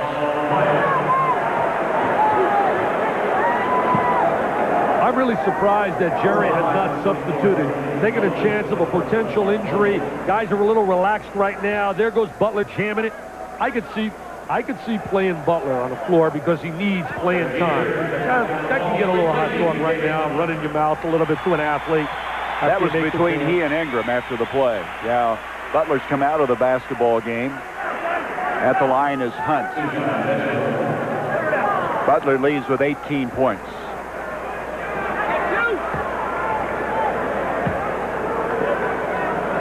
They must have nailed the technical somewhere.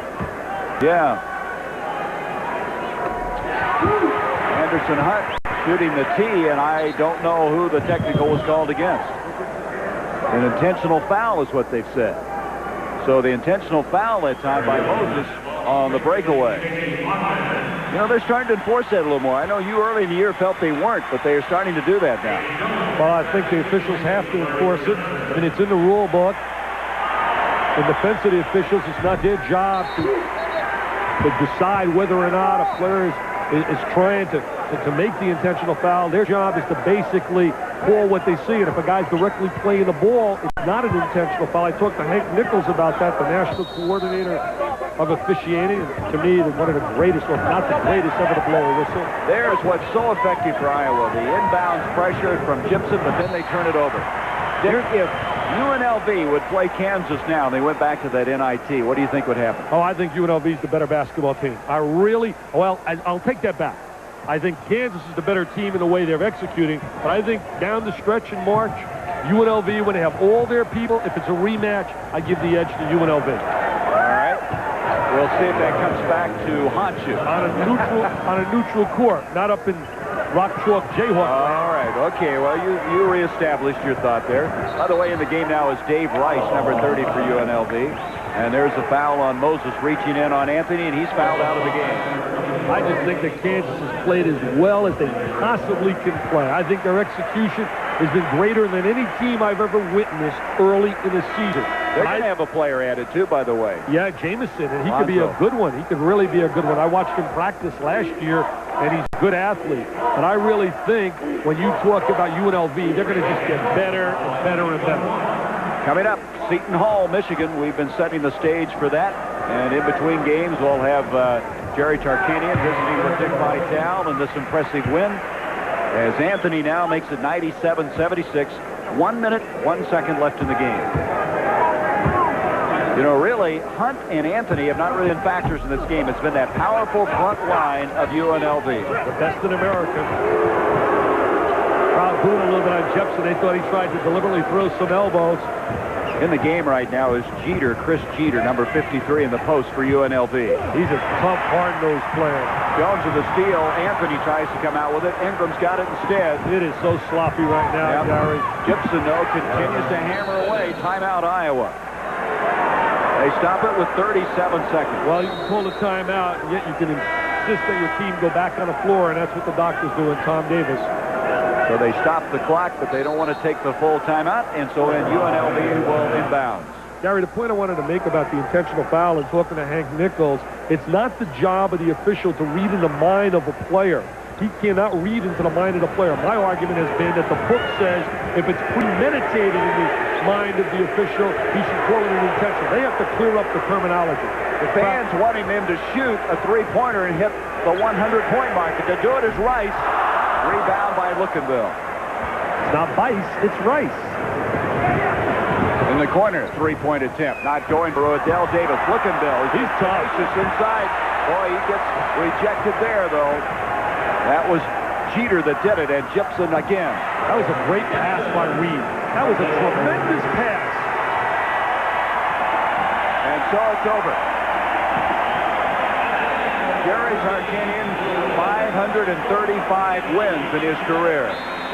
97-80 is the final. And this UNLV team right now ranked 14th, but they're going to be moving up in the polls in a hurry with this victory here today. And what's ahead? They're going to be something special. Iowa, on the other hand, only their second road game of the year, now goes to 1-1, and for the season, 7-1.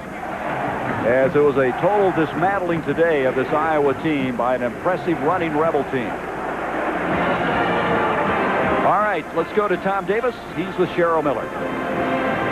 Coach, it really looked like UNLV's pressure defense really dictated the game. Yeah, they played great, and I can't say enough good things about Vegas. They're a very, very good ball club. My guys played harder and better in the second half, but the first half got us too far behind. Were you surprised that your team wasn't able to get to the free throw line as effective as they had been in the past? Yeah, I was really shocked by that, but I didn't give the credit to UNLV. They're a good veteran ball club. They do a lot of good things. You have 2 more games before you get into conference play. Does this type of a game put a damper on the season at all? Well, I hope not. I hope just the opposite, that we learn from it and then we get better from the things that we learned here today. And hope I get some of my injured guys back. We had a couple of injuries there late. I hope that they're okay. Thanks a lot, Coach, and good luck the rest of the season. Let's go back to you, Gary. All right, Cheryl, he's talking about Ray Thompson, who looked like he may have turned an ankle, and, of course, Matt Bullard, he hopes to get back very soon. Tart the Shark with Dick Vitale when we come back in a little bit as the Rebels win it impressively.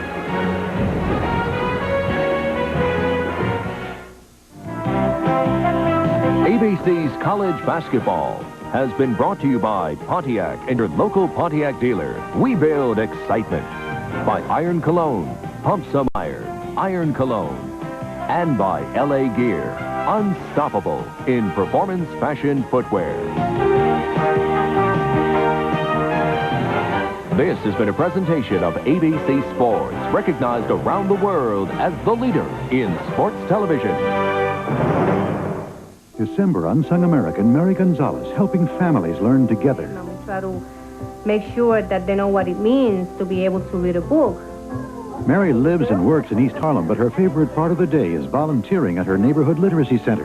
You see all these kids reading books, doing their homework. The little boy's name was Steven. They get joy out of reading the book, and when I see that joy, it makes me feel wonderful. To volunteer in your community, call this number. Saturday, John Denver and Placido Domingo join Julie Andrews in the Emmy-winning Holiday Classic. Julie Andrews, The Sound of Christmas. Then, 'Tis the Season of Santa. Oh, that's fantastic. John Lithgow. And Dudley Moore in the motion picture for the entire family, Santa Claus, the movie, Saturday. Season's greetings and happy holidays. From all of us here at 2020. Season's greetings from all of us at ABC News.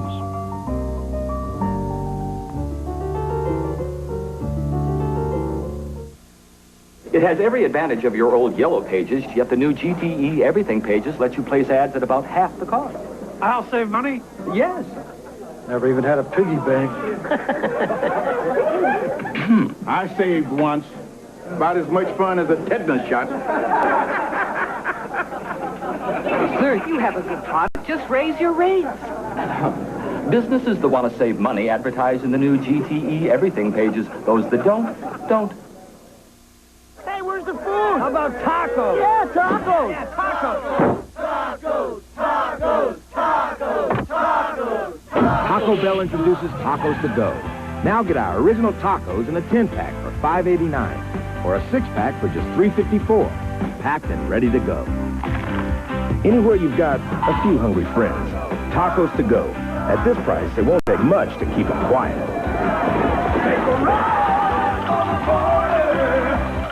It is now post time. They're off and running at the Barbary Coast and Gold Coast Racebooks with daily doubles, quinellas, and exactas at all televised tracks, and where we pay up to 500 to 1 odds on the daily triple. For the very best televised horse racing in Las Vegas, it's a dead heat finish, the Barbary Coast and the Gold Coast.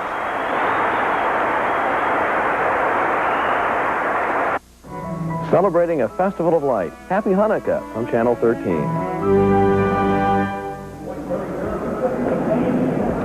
And welcome back to the Thomas & Mack Center. Nevada, Las Vegas, a winner over Iowa. The Rebs forced Iowa into 36 turnovers. And courtside right now with Dick Vitalis, Jerry Tarkanian. Dick.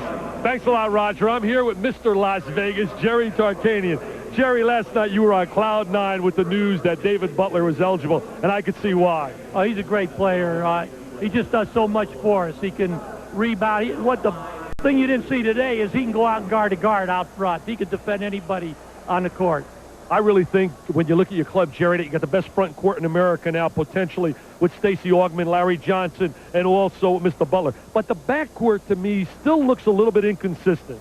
Well, we're hope to get better there. You know, the one thing that we really miss back there is I'd like to have a 6'5", 6'6" guard who can match up when you play some of these other ball clubs.